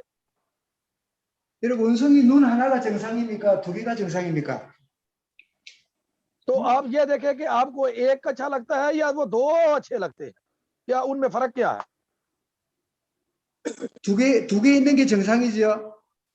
कि दो जो है वो ठीक है, वो सही है. 그런데 이 마을은 눈 하나밖에 없는 이 마을에 원숭이가 100마리 살아. हाँ जी. वो बात मैं अभी मुझे समझ आ गया कि एक जो वो क्या बंदर था वो अंधा था. उसकी एक आंख थी, दूसरी की दो आंखें थी, वो ठीक था. और वहां पर 10 बंदर और आ गए. 눈 두 개 있는 원숭이는 한 명뿐이라 한 마리. तो जो 누가 누구를 무시하겠어요? तो आप देखें कि उसके 2 आंखें हैं, उसकी एक आंख है, वहां 10 है, तो फिर किसको लोग नफरत करेंगे? 100마리가 한 마리를 무시하겠어요? 한 마리가 100마리를 मुशिया겠어요? वहां पर जो अंधे हैं वो 100 हैं, और एक जो है उसकी 2 आंखें हैं। फिर आप ये सोचे 100 वाले उसको गलत कहेंगे या एक वाला 100 को गलत कहेगा? कौन 응? सही है? 예, 100마리가 한 마리 무시하겠지요. तो फिर 100 लोग हैं जो वो एक को जो क्या है नफरत करेंगे कि ये ठीक नहीं है, ये कहां से आ गया 2 आंखों वाला, 이 हम सब 100마리는 एक आंख वाले। 뭐지요? 어둠의 세력이에요. और ये दरअसल है क्या? ये अंधेरा है, उनकी आंखों पर, उनकी 이 한 अक्लों पर छाया 마리는 हुआ। 빛의 자녀예요. और ये 2 आंखों वाला जो है ये सही रोशनी लेकर आया है। 여러분, 복음이 들어오면 어둠의 세력이 막 싫어하고 막 물리칩니다. तो जब एक सही रोशनी वाला खुदा का कलाम लेके आता है, नूर आता है, तो जो दूसरा अंधेरा है वो जल्द जल्द वहां से भागना शुरू कर देता है, 우리를 무시하고 정죄한다고 막 그냥 거부합니다. और वो लोग समझते हैं कि ये हमसे नफरत करता है, ये क्यों इधर आ गया है हमारे दरमियान। 이렇게 시대마다 어둠의 세력들은 복음의 빛을 거부하고 복음의 빛을 물리치는 이런 일을 계속 해왔어요. तो इस तरह के लोग जो थे, जब अंधेरा होता था तो इस तरह के जो लोग रोशनी लेकर वहां आते थे, लोग उनको नफरत करते, लेकिन फिर भी वो इस रोशनी को लेकर आगे बढ़ते थे। 바울이 어디까지 복음 전하러 갔다고요? तो पलूस रसूल कहां तक ये मुनादी करते हुए पहुंचा था? 로마에까지. रोम तक। 자, 복음이 로마에 들어갔습니다. और ये कलाम जो था वो रोम में दाखिल हुआ। 기쁘게 받아들였을까요? 거부했을까요? तो आप ये सोचे कि उन्होंने खुशी से कबूल किया या नफरत की उससे? 여러분, 사람은 쾌락적으로 사는 것을 좋아하지 경건하게 사는 걸 싫어해요. कि लोग जो है वो आराम के साथ जिंदगी बसर करना चाहते हैं, मुश्किल जिंदगी कोई भी बसर करना नहीं चाहता। 이 복음을 받아들이지 않는 게 자기들은 자기 멋대로 살고 싶은 욕망이 있기 때문에 거부하는 거지요. तो लोग जो थे वो क्योंकि अपनी मर्जी के मुताबिक जिंदगी बसर करना चाहते थे, इसलिए वो लोगों को डरते थे, और लोग नहीं चाहते थे कि इस नई एक चीज को जो है वो कबूल करे। 그런데 이 복음이 낮은 노예들 계층에 아주 여자들, 아이들에게 조용히 스며들기 시작했습니다. और ये जो लोग गुलामी की जिंदगी बसर कर रहे थे या अपने मजहबों के गुलाम थे, उन औरतों और बच्चों के दरमियान ये कलाम जो है आस्ता आस्ता जो है वो तरक्की करने लगा। 예, 사람 취급받지 못했던 노예가 복음 안에서 하나님의 사랑을 깨닫고 그들이 변화되기 시작했어요. तो वो जो गुलामी हुई जिंदगी बसर कर रहे थे, उन लोगों ने इस कलाम के जरिए, इस खुशखबरी के जरिए अपने आप अंदर सुकून, इत्मीनान, तसल्ली महसूस की, और उन्होंने इसको अपने अंदर इसको कबूल करना शुरू किया।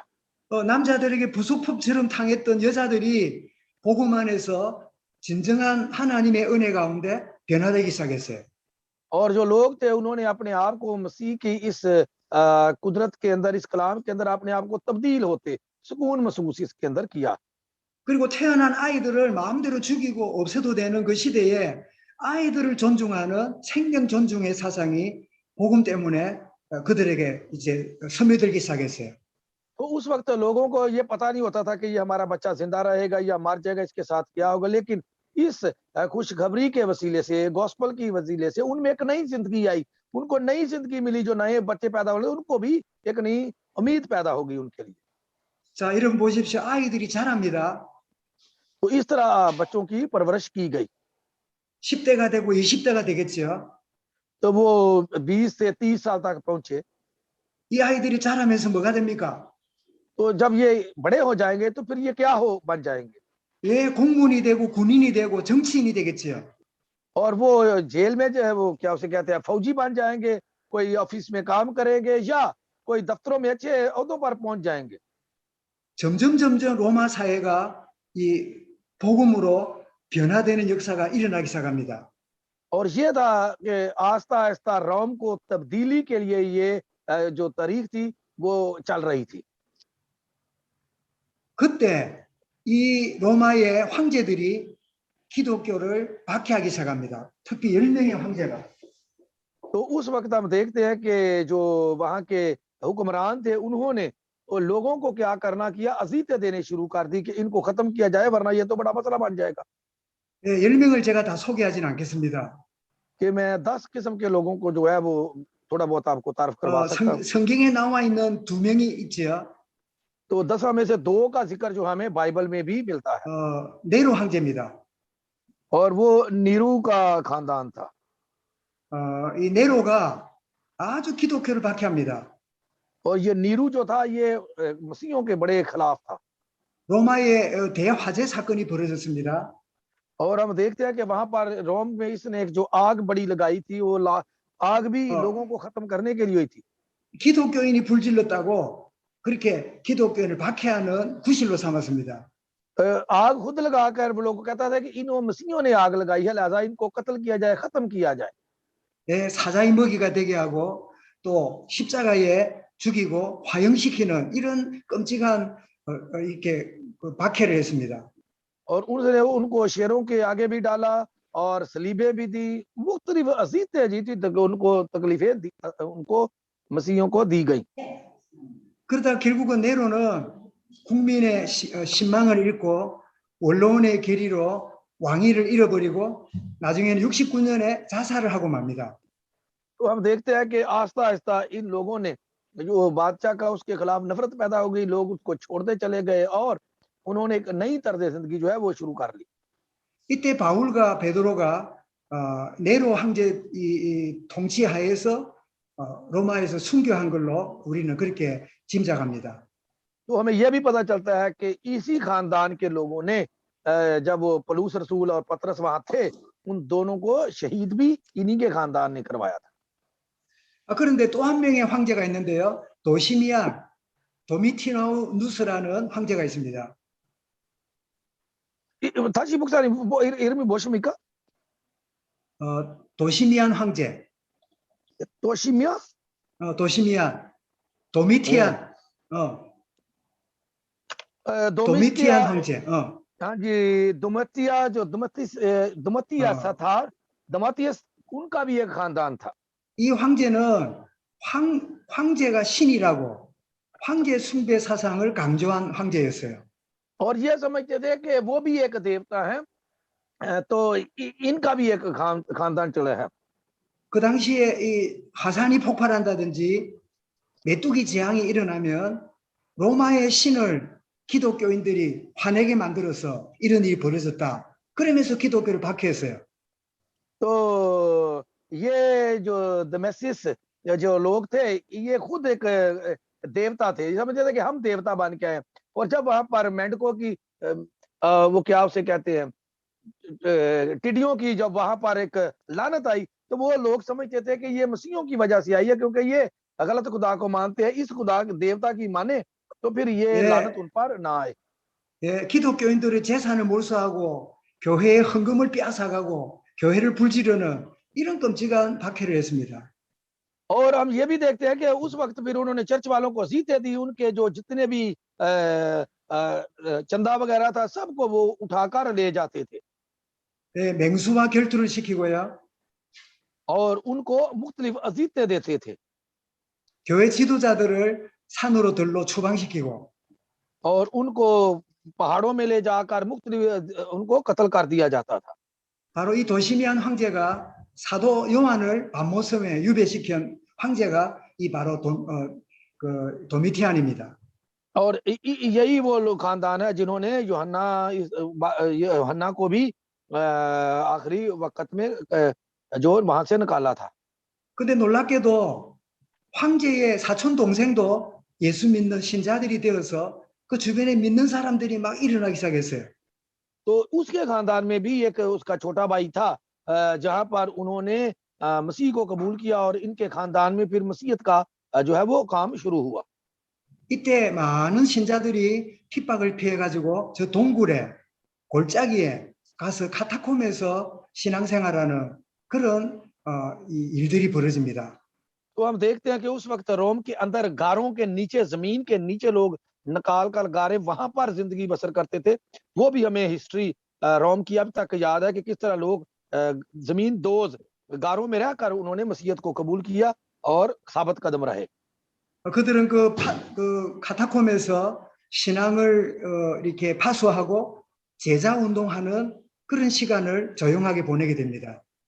और फिर भी उन्होंने साबित कदमी के साथ मसीहत में जो था वो किरदार अच्छा अदा किया।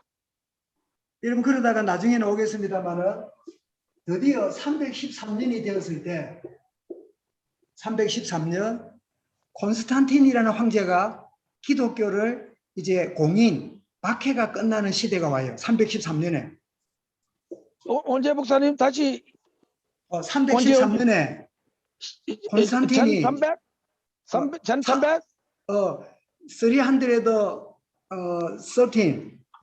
330 예, 예. 313년에 기독교를 공인 자유를 줍니다.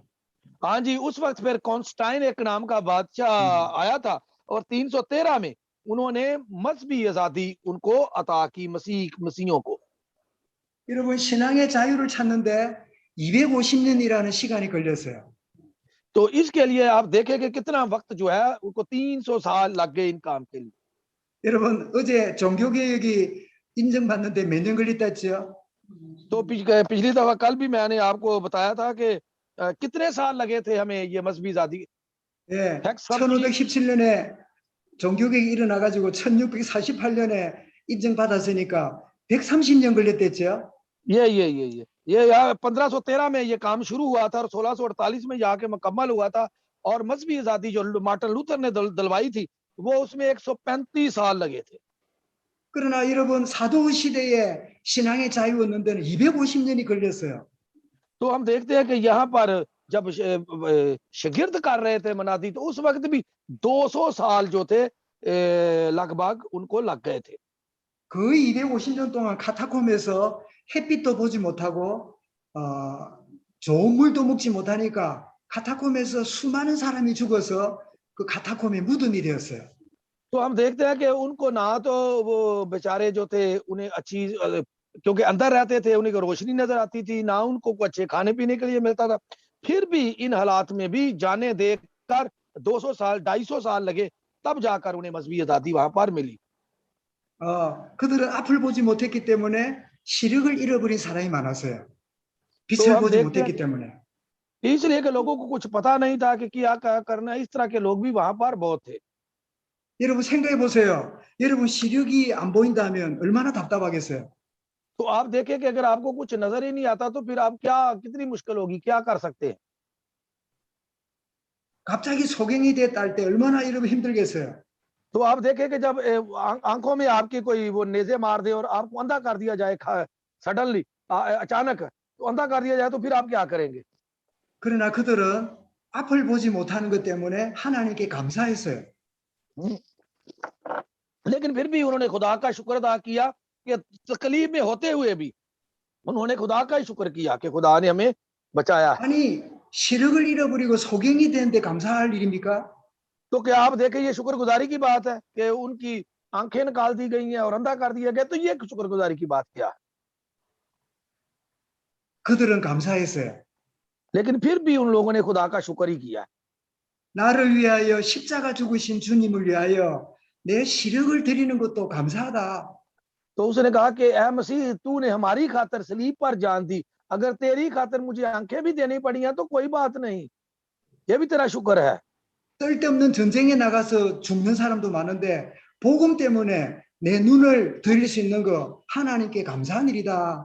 कि बहुत सारे लोग जो है वो जंग करने के लिए जाते हैं और बेकदरी के साथ मर जाते हैं जिनकी को कदर लेकिन खुदावंद मैं तेरा शुक्र करता हूं कि मैं कहीं भी नहीं गया और तेरे लिए मुझे अपनी आंखें जो है वो देनी पड़ी है। 여러분 복음 때문에 잃어버린 게 있다면 복음 때문에 여러분이 억울한 일을 당했다면 하나님께 감사거리가 될 수 있기 바랍니다. तो खुदावंद अगर कोई ऐसा अजीब काम ऐसा कोई हो जाए जिसमें मुश्किल आ जाए तो मेरे अजीजों खुदा का शुक्र अदा किया करे कि खुदा ने आपको भी उस मुश्किल में दिया। मुश्किल नहीं है वो भी खुदा की शुक्रगुजारी के लिए है। 아멘. हमें 예, 우리는 복음 알고 잘 되기만 바라지요. कि हम जो है वो कलाम को सही तरह से सुनते हैं यही कलाम लोग जो खुशखबरी है दूसरों को सुनाते हैं। 예, 예수 이름으로 덕보기만 원하지요. कि हमें मसीह के नाम में ही ये सब कुछ करना है। 어떤 사람은 예수 약을 팔아가지고 굉장한 걸 얻으려고 하는 사람도 많지요. तो इस तरह हम देखते हैं कि वो लोगों को खुदा की कुछ और चीजें जो है वो मसीह को किसी तरीके और तरीके से बेचते हैं और समझते हैं कि हमने सब कुछ कर दिया। 여러분 예수가 메디슨 약입니까? क्या यीशु जो है वो मेडिसिन है या दवाई है? 예, 한글에는 맞아요. 신약, 구약, 약 맞아요. तो एक तो आप कह सकते हैं कि वो दवा भी है, वो पुराना ऐतनामा है, नया ऐतनामा है। 약장차처럼 예수 이름 팔아서 덕 보려는 인간들이 많아요. 교회 안에. और चर्च के अंदर वो भी लोग हैं जो यीशु को एक दवाई की तरह इस्तेमाल करते हैं, बेचते हैं और इस्तेमाल करते हैं। 그러나 초대교회는 예수 이름 때문에 모든 걸 잃어버렸지만 그들은 하나님께 감사하고 영광 돌리는 그리스도인들이었어요. और वो मसीह लोग जो पहले थे, वो मसीह थे, वो कुछ हासिल नहीं करते थे, वो अपना कुछ देकर भी खुदा का शुक्र ही करते थे। 이런 바울은 이 복음 깨닫고 나서 그 자기 처가로부터 추방을 당하고 아내를 잃어버렸던 그런 사람이었어요.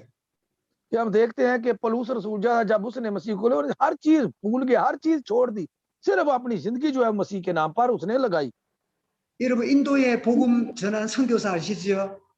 तो आपको पता है जिस मिशनरी ने इंडिया में जाकर ये कलाम ये खुशखबरी फैलाई थी, 예, 인도에 선교했던 근대 선교의 아버지 이름 기억나시죠? कि आपको पता है कि उस आदमी के बाप का क्या नाम था जिसने इंडिया में जाकर ये मुनादी की, ये कलाम की मुनादी की। 예, 영국에 구두 만드는 수성공으로 있으면서 신학 공부를 하고 인도의 선교사로 갔던 사람 기억납니까? क्या आपको पता है उस आदमी का जिसने इंग्लैंड में जूतियां बनाते हुए पैसे इकट्ठे किए या खुदा को कबूल करके उसको छोड़ छाड़ के वो इंडिया में मुनादी के लिए आ गया। 그때는 인도하고 파키스탄이 나라가 하나였지요. तो उस वक्त इंडिया और पाकिस्तान जो था वो एक ही यानी कि बड़े सगीर ही था। 그 선교사 이름이 여러분 기억납니까? तो आपको वो उस मिशनरी का नाम आता है कि नहीं आता? 이름 बुरंदा 기억나는 गोया। 사람? किसी को याद है किसी को नाम? बुरंदा गोया। हाँ जी, क्या 모른대요? नाम है बताएं। हाँ जी, वो हाथ खड़ा किया, क्या नाम था उसका? 알면 여러분은 자격이 있는 사람이고. वो क्या नाम था भी आपको अगर आता है तो बता दें, मुझे तो पता नहीं है। 아, 모르니까 비유로 왔지. John क्या Kerry. नाम? हाँ? John Kerry. 아, 오케이, 존 오케이. 윌리엄 캐리예요. विलियम? 윌리엄 캐리. हाँ जी, जॉन कैरी नहीं, विलियम कैरी। हाँ। Okay okay okay. 오케이? 윌리엄 캐리. 존 캐리 아니고 윌리엄 캐리. हाँ जी, जॉन कैरी ना आनी को विलियम कैरी है। 여러분 윌리엄 캐리가 인도에 와서 선교할 때 전도 열매가 없었어요. कि जब वो मनादी करने के लिए इंडिया में गया था, लेकिन उसे कोई कोई वहां पे फल नजर नहीं आया या उसे कोई लोग नहीं मिले जो उसका असर होता। 그리고 그 아버지나 집안에서 왜 그런데 선교 가느냐고 온 집안이 말렸어요. तो उसके बाप ने कहा कि तू क्यों वहां मनादी के लिए गया जहां तुझे कुछ नजर नहीं आ रहा, कुछ लोग कबूल नहीं कर रहे मसीह को। 그리고 그 따라왔던 아내, 와이프도 인도에서 정신병이 들었어요. तो जो उसकी बीवी उसके साथ आई थी वो भी ज़हनी मरीज वहां पर हो गई। 영국하고 너무 다른 환경이니까 고향에 대한 그리움 이런 것 때문에 그 와이프가 정신병이 들었다니까. तो क्योंकि वो एक नए मुल्क में आ गई थी जो बिल्कुल इंग्लैंड से मुख्तलिफ था और रहन सहन खाना पीना मुख्तलिफ था, तो वो ज़हनी अपाज हो गई थी, ज़हनी बीमार हो गई। 그리고 그 아이들이 자기 집에 있는 아이들도 병이 들어가지고 인도에서 죽었어요. और उनके बच्चे भी इंडिया में बीमार हो गए और वहीं पे उन्होंने वफात पाई। 이런 보세요. 온 집안이 방해하죠. तो हर चीज उनके जो मुखालफी गई। 아내가 정신병이 들었지요. कि बच्चे जो बीवी है जो वो ज़हनी मरीज हो गई 그 아이들이 병들어 죽었습니다. और बच्चों को बीमारी लग गई, वो मर गए। 전도 열매도 없어요. और एवेंजलिज्म का कोई फ्रूट भी, फल भी ना उसे मिला, जो एवेंजलिज्म का कोई किरदार भी नहीं। 여러분 복음 운동의 때때로 이런 외로움과 힘든 게 다가옵니다. तो इस तरह के हालात और वाकयात भी जिंदगी में मनादी के जब करने के लिए जाते हैं आते हैं। 윌리엄 캐리는 포기하지 않고 그 인도에 있는 수많은 언어를 번역해서 성경을 번역하기 시작했어요. तो उसने क्या, विलियम कैरी ने दिल छोटा नहीं किया उसने उस अंजील की जो अंजील थी उसको तर्जमा उसका करना उसने शुरू किया। 여러분이 가지고 있는 그 인도 성경, 그 파키스탄 성경이 윌리엄 캐리가 번역한 선물들이에요. कि जो इंडिया में आपके लोग पढ़ते हैं बाइबल, या पाकिस्तान का तो मुझे पता नहीं, वो उसने नाम ले लिया, वो सारा उसका ही तोहफा है, उसने ही तर्जुमा किया हुआ है विलियम कैरी ने। 여러분, 복음이 어느 날 하늘에서 감 떨어지듯이 오는 게 아닙니다. कि एक दिन ही वो बाइबल जो है वो ऊपर से कलाम नहीं नाज़िल हो गया था जमीन पर। 하나님의 사람들의 그 헌신과 희생이 우리에게 복음이 다가오게 만드는 그런 그 바탕이 되었다는 사실을 우리가 알아야 돼요. तो हमें उस कलाम को जानना चाहिए, किस तरह लोगों ने मुश्किल हालात में किस तरह खुदा की रूहानी कुव्वत के साथ इसको मुनज़्ज़म किया है, वो हमें जानना चाहिए। 여러분, 복음 때문에 때로는 손해도 보고 억울함을 당한다 할지라도 하나님께 감사와 영광 돌리는 전도자로 승리하시기 바랍니다. खुदा आप सबको उन लोगों की तरह जिंदगी में हालात जैसे मर्जी हो, मुश्किल हालात में भी खुदा की शुक्रगुजारी करते हुए जिंदगी जो है बसर करने की, ऐसे एवेंजलिस्ट बनने की खुदा आप सबको तौफीक अता करे। आमीन। 아멘. 여러분, 사실 따져보면 제 말이 틀렸어요. कि क्या आप जो है वो समझते हैं कि मैं गलत बात कर रहा हूँ? 우리가 손해보는 게 뭐 있습니까? तो हमें क्या करना चाहिए? 억울한 게 뭐가 있습니까? तो हमें गुस्सा करके हम क्या करेंगे? 다 주님의 것인데 कि सब कुछ तो खुदा का है, 내게 아무것도 없는데 मेरा तो कुछ भी नहीं है इस दुनिया में, 뭐 희생합니까? तो फिर हमें क्यों हम इतने परस मगरूर 당연한 होकर 일이지, बैठे हैं? 당연한 일이지. तो क्यों, ये तो खुदा का काम है, हमें क्यों इतनी परेशानी बनी हुई है, 뭐 그래 고민이 많습니까? और क्यों फिक्रें ज्यादा हैं? 순종할까 말까 뭐 그래 그 고민이 많습니까? तो क्या हम अच्छे हों, क्या करें, ये क्यों इस तरह की फिक्र पड़ी हुई है? 사나 죽으나 주의 것인데 뭐 그래 고민이 많습니까? ये सब कुछ तो खुदा का है, हमारी जिंदगी भी मौत सब कुछ उसके हाथ में है। 왜 불불에 들어가 죽으면 천국 가고 살려주면 정인으로 쓰임 받고 우리는 कि अगर 단순하게 मैं, 사는 거야. तो ये जिंदगी बसर करने का तरीका एक ही है कि अगर मैं यहाँ जिंदगी बसर करते हुए उसके जान मेरी चली जाए तो जन्नत में जाऊंगा, और जिंदा रहूंगा तो उसकी गवाही देता रहूंगा। एक ही बात, दो बातें हैं। 아멘. आमीन। 우리가 은혜 받기 전에 생각을 바로야 돼. तो हमें बरकत हासिल करने से पहले, फजल हासिल करने से पहले अपनी सोच को देखना चाहिए। 욥이 뭐라고 고백했습니까?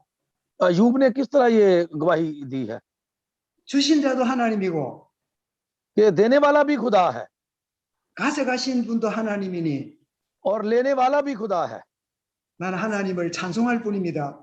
कि मैं खुदा की तारीफ करूंगा, खुदा का गीत गाऊंगा।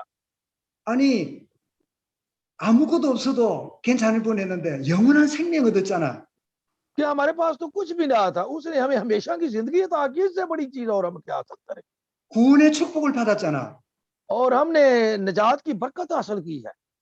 다 잃어버려도 이거 하나 있으면 우리 다 얻은 거야. कि अगर सब कुछ भूल जाए, सिर्फ यही बात रहे, तो यही हमारे लिए काफी है। 아멘. आमीन। 진짜 중요한 거 여러분 붙들고 있으면 나머지는 억울한 것도 없어요. कि अगर एक ही चीज अपनी जिंदगी में आप बैठा लें, बाकी चीजें ना भी हो तो कोई बात नहीं, फिक्र करने की जरूरत नहीं है। 자, 그런데 여러분 교회를 핍박했던 유대교는 어떻게 됐을까요? कि जहां पर यहूदी, जहां पर उन्होंने मुश्किलातें सही, वहां पर फिर क्या हालात होंगे उस वक्त? 그들이 자랑스러워하던 예루살렘 성전이 AD 70년에 완전히 무너집니다. और आपको पता है कि यरूशलेम में AD 70 में जो हैकल थी वो गिरा दी गई थी।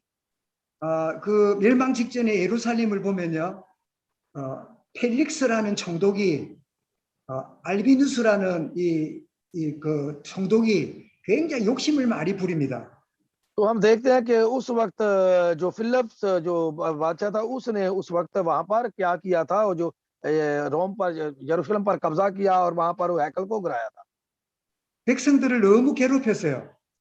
और वो लोगों को उन लोगों से बड़ी नफरत करता था। 그러니까 이 유대인 농부들이 일어나 가지고 이 로마 총독을 대항하다가 4분의 1이나 죽는 비극적인 일이 벌어집니다. तो हम देखते हैं कि जो रोमी थे वो भी उठ खड़े हुए और तकरीबन 3 और 4 इस तरह की इनकी जंग हुई और लोगों ने बड़ी वहां पर अपनी जानें भी कुर्बान की। 제사장들이 부패 타락해가지고 제대로 영적인 분별력 없이 그렇게 살아갔지요.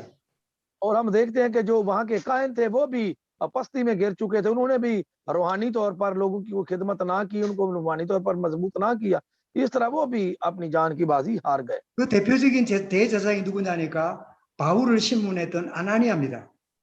और हम देखते हैं कि वहां कौन था वो जो खास उस वक्त कायन था, हननिया नाम का एक शख्स जिसने पौलुस रसूल को बपतिस्मा यानी कि वो मसीह का कलाम सुनाया था।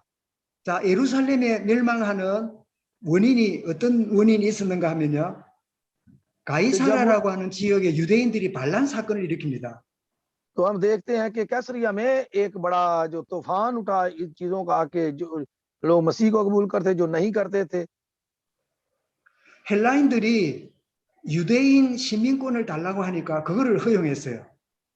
तो क्योंकि यूनानियों के पास भी यहूदी कौमियत थी, उनका भी आपस में बड़ा चपकलश थी यूनानियों में और यहूदियों में। 그 로마가 잘못하는 걸 보고 유대인들이 일어나가지고 로마 군대를 공격했어요.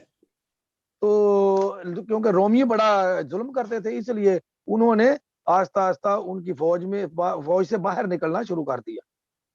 그때 로마 군대가 와가지고 가이사라에서 유대인들을 2만 명을 죽이는 비극이 벌어집니다. तो हम देखते हैं कि उसी वक्त वो कैसरिया में आकर उन्होंने तकरीबन 20,000 जो फौजी थे उनको मार दिया। 그러니까 옆에 나라에 있는 수리아의 총독 갈루스가 3만 명을 데리고 예루살렘 공격했는데 실패를 합니다. तो उस वक्त हम देखते हैं कि सीरिया का जो बादशाह था उस वक्त वो लेकर अपनी फौज को वहां पर आया, लेकिन उसे भी मदद के लिए आया, लेकिन उसे भी नाकामी हासिल करनी पड़ी।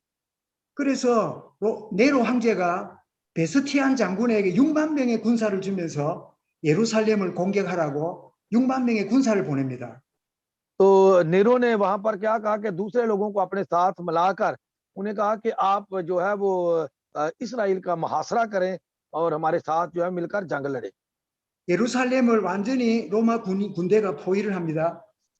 तो रोम के अंदर चारों तरफ जो था वो रोमी फौज ने उसको घेर लिया था। 이런 먹을 게 없으니까 짐승을 다 잡아먹고 나중에는 아이까지 먹는 일이 벌어졌어요. तो हम देखते हैं कि उस वक्त खाने पीने के लिए कोई चीज उन्होंने जानवरों को पकड़ पकड़ के खाया, और ऐसा भी वक्त है जब खाने के लिए कुछ नारों ने अपने बच्चों को पकड़ कर खाया। 이 잔인한 군대를 보냈던 네로가 갑자기 자살하고 죽고 맙니다. और ये जो फौज नीरो ने भेजी थी आखिर यहाँ तक पहुंची कि वो खुदकशियां मरने पर मजबूर हो गए। 그래서 공격하던 베스티안 장군이 급히 로마로 돌아가서 네로를 이어서 황제가 됩니다. और उसने बेस्टिया जो उनका बंदा था वो वापस रोम चला गया और उनके खानदान में वो शामिल हो गया। 대신에 자기 아들 디도가 마지막 예루살렘을 무너뜨리는 역할을 하게 됩니다. और आखिरकार उसके बेटे ने यरूशलेम की आखिर में आकर ये सारी तबाही जो है वो की। 그 무너지는 때가 70년 9월 8일에 완전히 함락이 돼요. और ये 70 की सदी में 9वें महीने का ये वाकया था जब हैकल को गिराया गया। 자, 예루살렘에서 빠져나왔던 한 1000명의 유대인들이 마사다라고 하는 요새에 올라가서 3년을 이렇게 버텼지요. तो हम देखते हैं कि वहां से तकरीबन हजार के लोग जो यहूदी थे वो मिस्सा में ऊपर पहाड़ पे चढ़कर 3 साल तक वहां रहे। 3년을 버티다가 드디어 마사다 요새도 결국 함락됩니다. तो 3 साल के बाद जो थे वो खानदान जो थे उनको कुछ इसके बारे में उनको खबर पहुंची कि क्या होने वाला है। 그 마사다는 요새가 어떻게 생겼냐니까요. 뒤에는 바다 절벽이고 앞에는 이렇게 사람들이 올라올 수 없는 천의 요새예요. 마사다. और ये ऊपर वाला कोई जगह था जहां पर जा तो सकते थे, ऊपर चढ़ना उनके लिए थोड़ा सा मुश्किल था। 그러니까 뒤쪽으로는 바다니까 군대가 올 수가 없지요. तो इसलिए कि दूसरी साइड पे तो दरिया समुद्र था, वहां से तो कोई ऊपर नहीं चढ़, वहां से तो आ नहीं सकते। 앞쪽에도 워낙 가파르니까 로마 군인이 올라올 수가 없지요. और ना ही इधर से भी चढ़ना मुश्किल था और रोमियो के लिए ऊपर जाना बड़ा मुश्किल था कि किस तरह वो ऊपर जाते। 로마 군인이 오면 위에서 돌을 굴려가지고 던져버리면 로마 군인이 올라갈 수가 없어요. हाँ, वो ऊपर चढ़ के वो ऊपर बैठे हुए थे, जब रोमी सिपाही ऊपर चढ़ते थे ऊपर से क्या करते थे, वो पत्थर मारते थे और पत्थर कैसे वो- मारने के साथ ही वो नीचे गिर जाते थे। 그래서 로마 세계 최강의 군대였던 로마가 3년 만에 이 요새를 정복합니다.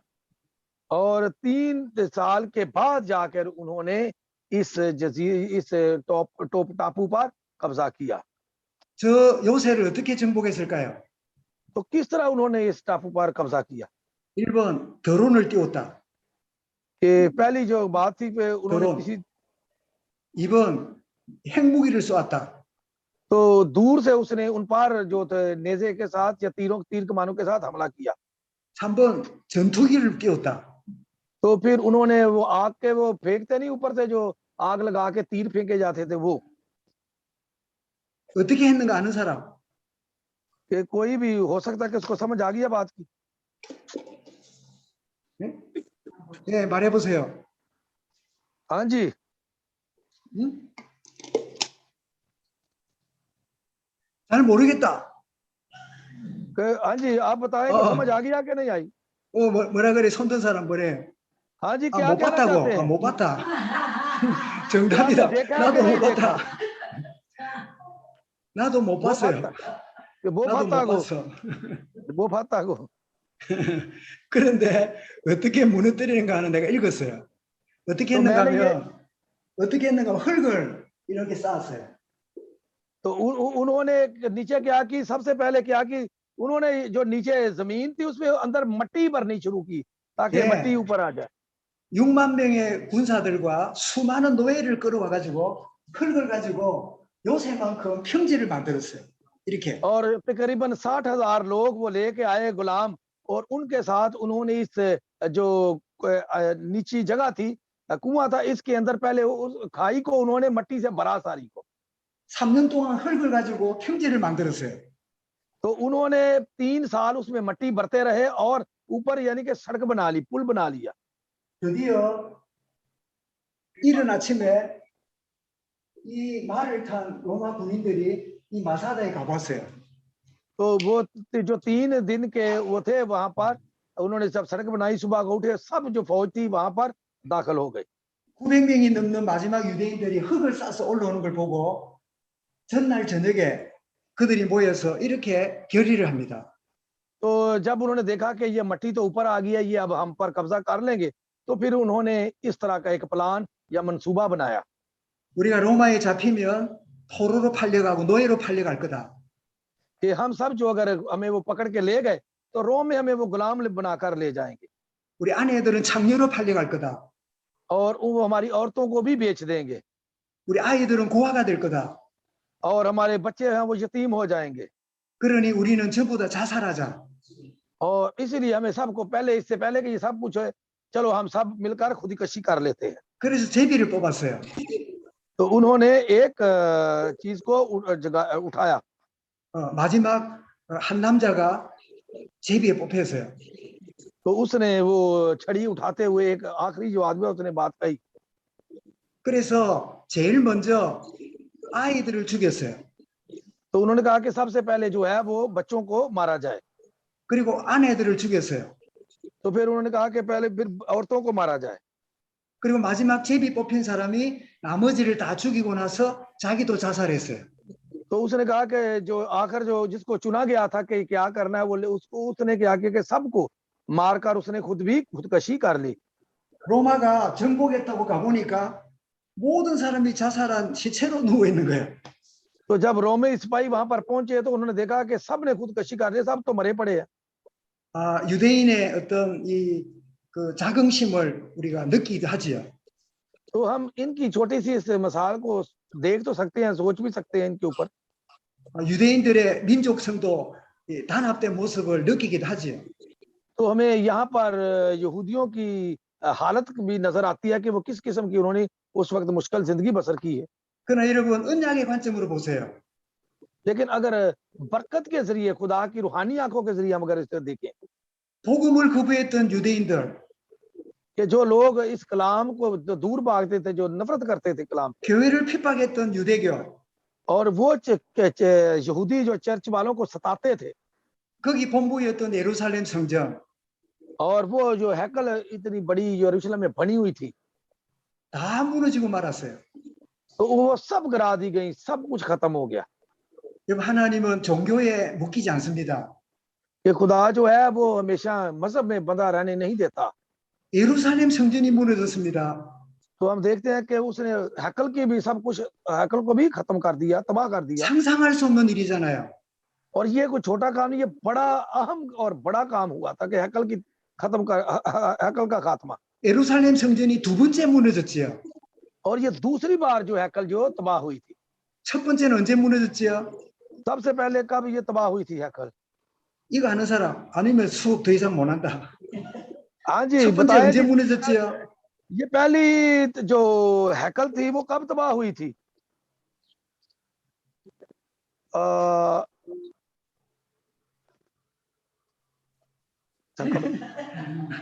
잠깐만요.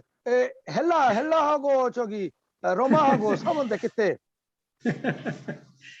아니요? 야, 이거 저 가르칠 만나네. 모르니까 가르치지. 아니 그렇게 많이 들어놓고 바벨론 나라에 포로로 끌려갔잖아. 맞아. 70년. 바빌론 맞아. 어디 헬라가 나와? हाँ ये 맞아요. बाबल 아니 바벨론 나라에 पहली 끌려가 पहली 70년 दफा बाबल 있었잖아. वालों ने बाबल वालों ने पहली दफा उनको तबाह बर्बाद किया था बाबल में। यही 여러분 생각이 안 난 거지 다 알고 있었지요? ये 생각 맞아요. 예, 말하려고 했는데 어쩌지요? 예, ये बाबल 이해합니다. 맞아요. बाबिलोन। 그렇게 해서 세워졌던 이 성전이 또 무너졌어요. 또. तो हम देखते हैं कि पहले तबाह हुई, अब दोबारा उसको तबाह कर दिया गया। 여러분 하나님은 눈에 보이는 걸 잃어버려도 보이지 않는 그 소중한 걸 회복시킵니다. ये खुदा जो चीज हमें नजर नहीं आती, अनदेखी चीजों को खुदा हमें जरूर बताना चाहता है कि अनदेखी चीजें इससे देखने वाली चीजों से ज्यादा कीमती और अहमियत रखती हैं। 지금도 예루살렘 성전이 회복되지 않고 있어요. कि अब भी आप देखें तो वहां हैकल नहीं है, हैकल नहीं बनी वहां पे। 유대인들의 꿈이 뭐지요? कि यहूदियों का ख्वाब क्या है? 예루살렘에 성전을 세우는 거야. कि ताकि यरूशलेम में हैकल जो है वो दोबारा तमीर की जाए। 모든 유대인들의 꿈이에요. और ये तमाम यहूदियों का ख्वाब है। 그러나 그 자리에 지금 뭐가 서 있지요? उस जगह पे अब क्या बना हुआ है जहाँ हैकल थी? 여러분 파키스탄은 이슬람 그 신앙을 믿고 있잖아. क्योंकि पाकिस्तान में आपको पता है कि सारे इस्लामी लोग हैं। 그 이슬람교의 교주인 모하메드의 사원이 거기에 있어요. और वहां पर आपको पता है कि मस्जिद अक्सा बनी हुई है। ये हर कोई नहीं। 저도 예루살렘 이 사원에 가봤어요. और कहता है कि मैं वहां यरूशलेम में जो मस्जिद अक्सा है मैं वहां पर भी होके आया हूँ। 거기 들어가려면 허리를 숙이고 들어가야 돼요. तो आपको नीचे होकर नीचे से अपना सर नीचे करके अंदर जाना पड़ता है। 이렇게 딱 들어가 보니까 그 실내가 껌껌해요. और वहां जब अंदर जाते हैं तो अंदर अंधेरा है। 이렇게 밝게 빛이나 이 전등이 없어. कि वहां पर जैसे यहाँ पर रोशनी आ रही है, वहां पर रोशनी नहीं आती अंदर। 그리고 정신을 차리고 가만히 보니까 검은색의 큰 돌이 그 가운데 있어요. तो हम जब देखा अंदर जाके थोड़ा सा हमारे अंदर जाके अंधेरे में हमारी थोड़ा नजर आना शुरू हुआ तो एक बड़ा पत्थर हमने देखा था पड़ा हुआ। 그 돌이 무슨 돌이냐면 아브라함이 이삭을 번제로 드렸던 모리아산 돌이에요. और वो पत्थर वो है जिस पर इब्राहिम ने मोरिया के पहाड़ पर इसहाक की कुर्बानी उस पत्थर पर देनी थी। वो पत्थर है जिस पर उसको लटाया। 그 위에 예루살렘 성전을 세운 거지요. और उसके ऊपर जो है उन्होंने वो मस्जिद बनाई हुई है। 근데 이슬람이 예루살렘 성전 거기다가 자기 모스크를 지었을까요? तो ये किस तरह जब वहां के एक हैकल थी यार उन्होंने उसके ऊपर ही मस्जिद बना दी, ये कैसे हो गया? 코란에는 이렇게 말합니다. कि कुरान में इस तरह लिखा है 아브라함이 이스마엘을 번제로 드렸다고 말합니다. कि वो कहते हैं कि इस्माइल ने इसहाक की नहीं बल्कि इब्राहिम ने इसहाक की नहीं इस्माइल की कुर्बानी दी। 이스마엘을 번제로 드린 단이 거기라는 거야. तो वो कहते हैं कि ये वही पत्थर है जिस पर इस्माइल की कुर्बानी देनी थी और वो पत्थर यहाँ पर लाकर रखा गया। 그리고 그들이 왜 그거를 모스크 이렇게 이슬람 사원으로 지키느냐 하면 또 이유가 하나 있어요. तो उसकी एक वजह और भी है कि क्यों उस पत्थर को यहाँ पर लाके अटकाया गया है या रखा गया है। 모하메시 거기에서 성천했다는 거야. और वो कहते हैं कि वहां से जो हजूर साहब वो आसमानों पर गए थे। 사도 요한이 제3 성전이 어디 있는가를 보았습니다. और यूहन्ना ने यहाँ से सब ने उठाया जाना है, जब नई दुनिया होगी वो सब यहाँ होगा। ये यूहन्ना ने मकाशफे में इसका जिक्र किया। 유대인들은 이 땅에 세 번째 성전이 있기를 기대했지만 사도 요한은 이 땅이 아니라 영원한 천국에 제3 성전이 있는 걸 보았어요. कि जो यहूदी है वो इंतजार कर रहे हैं कि यहाँ पर जो नई हैकल तीसरी बनाई जाएगी, लेकिन पलूस यूहन्ना रसूल मकाशफे में कहता है कि ये हैकल यहाँ नहीं, वो खुदा की बादशाही में हैकल नई हैकल बनेगी, नया आसमान और नई जमीन होगी। 바모섬에 있는 사도 요한을 주님이 이리로 올라오라고 이렇게 불러 올리셨습니다. तो जब उसने ख्वाब में या रोया में देखा कि मसीह यीशु ने कहा कि तू ऊपर आ जा, मैं तुझे सब कुछ दिखाता हूँ, 거기에 하나님 보좌가 보입니다. तो उसने वहां वो आसमानी तख्त को भी, खुदा के तख्त को भी देखा।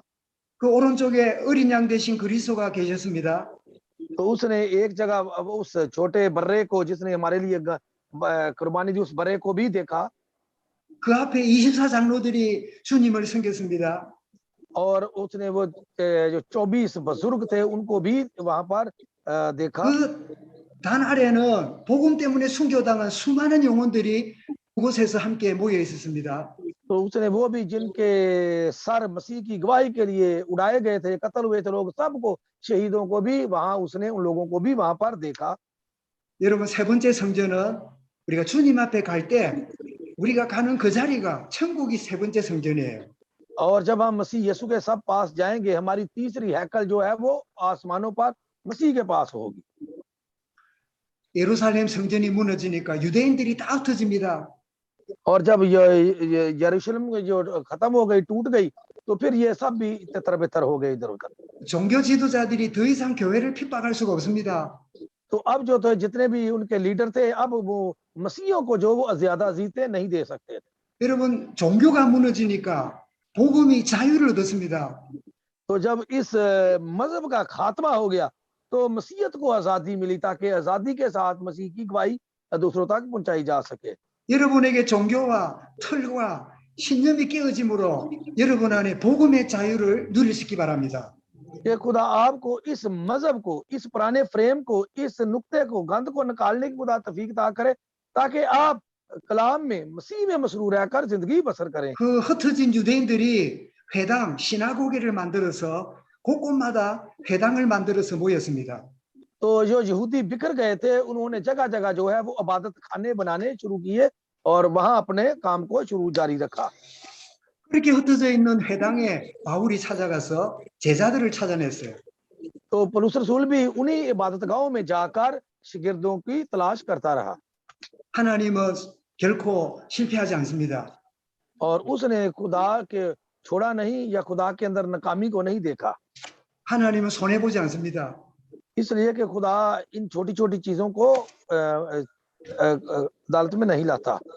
여러분 중에 그때 왜 그런 일이 벌어졌을까? 왜 그런 사건이 있었을까? 안타까운 분이 있습니까? तो आप सोचते होंगे कि ये उस वक्त क्यों ऐसा हुआ, क्यों ऐसे हालात हुए, क्यों ऐसे वाकयात रूनमा हुए, 내가 왜 바라는 대로 이루어지지 않았을까? तो मैं क्यों नहीं ऐसा या हो सका, या मुझे क्यों इन चीजों का इल्म हो सका, 하나님이 내게 왜 그렇게 응답하지 않는가? ये खुदा ने मुझे अभी तक ये जवाब क्यों नहीं दिया। 천천만만의 말씀. ये दुनियावी बातें ठीक हैं जो आप सोचते हैं 하나님은 좋으신 분입니다. कि खुदा जो है वो सबसे अच्छा खुदा है, 길을 열기도 하고 막으시는 분입니다. और वो दरवाजों को, हमारी राहों को खोलता भी है और बंद भी रखता है। 여러분이 이 자리까지 나왔습니다. कि आप इस जगह तक पहुंच चुके हैं 여러분이 꿈대로 되었으면 여기 있을 사람이 아니에요. कि अगर आप अपने मर्जी के मुताबिक चलते, अपने ख्वाबों के मुताबिक चलते, तो आज आप भी इस जगह पर ना होते। 여러분이 바라는 대로 되었으면 여러분 이 자리에 있지 않아요. कि अगर आप खुद ही अपनी कोशिशें लगे रहते, इधर उधर भागते, तो फिर भी आप इस जगह ना होते। 하나님 우리를 알고 이 자리까지 인도하셨어요. कि खुदा हमें जानता है, इसलिए उसने हमारी मदद की है ताकि हम इस जगह यानी कि सेमिनरी में आकर यहाँ बैठे और कलाम सुने। 합력하여 선을 이루는 분입니다. कि हम देखते हैं कि खुदा का काम किस तरह का काम होता है। 아멘. हमें 네. 그래서 이제는 흩어지게 되니까 성경이 필요하게 됐잖아요. 왜? 예, 아, 이제 객관적인 진리가 필요하니까. कि अब वो बिखर चुके थे, इसलिए उन्हें खुशखबरी की यानी कि सच्चाई की जरूरत थी। 그래서 점점 기독교가 이제 조금 더 내용이 있어야 되고 체계화되는 이런 일에 쓰임 받는 사도 후에 사도들 다음에 일하는 이제 하나님의 일꾼들이 일어나는 시대가 옵니다. और ये वो दौर था जब शागिर्दों के बाद खुदा के काम करने वाले लोग जो सच्चाई को लेकर लोगों में पहुंचते रहे, ये काम अब अरुणमा उनके जरिए होने लगा था। 네, 잠깐 쉬었다가 오늘 마지막 시간 하겠습니다. हाँ जी, थोड़ी सी रेस्ट कर ले, फिर दोबारा मुलाकात होगी, आखिरी सेशन चलेगा। 10 minutes. 10 minutes.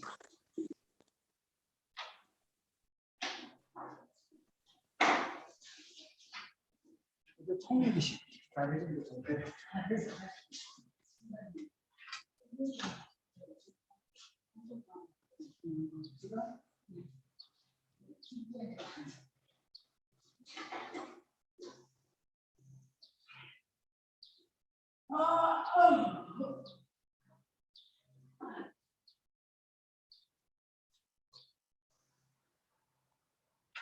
시원하게 가면 제가 또 오니까 그때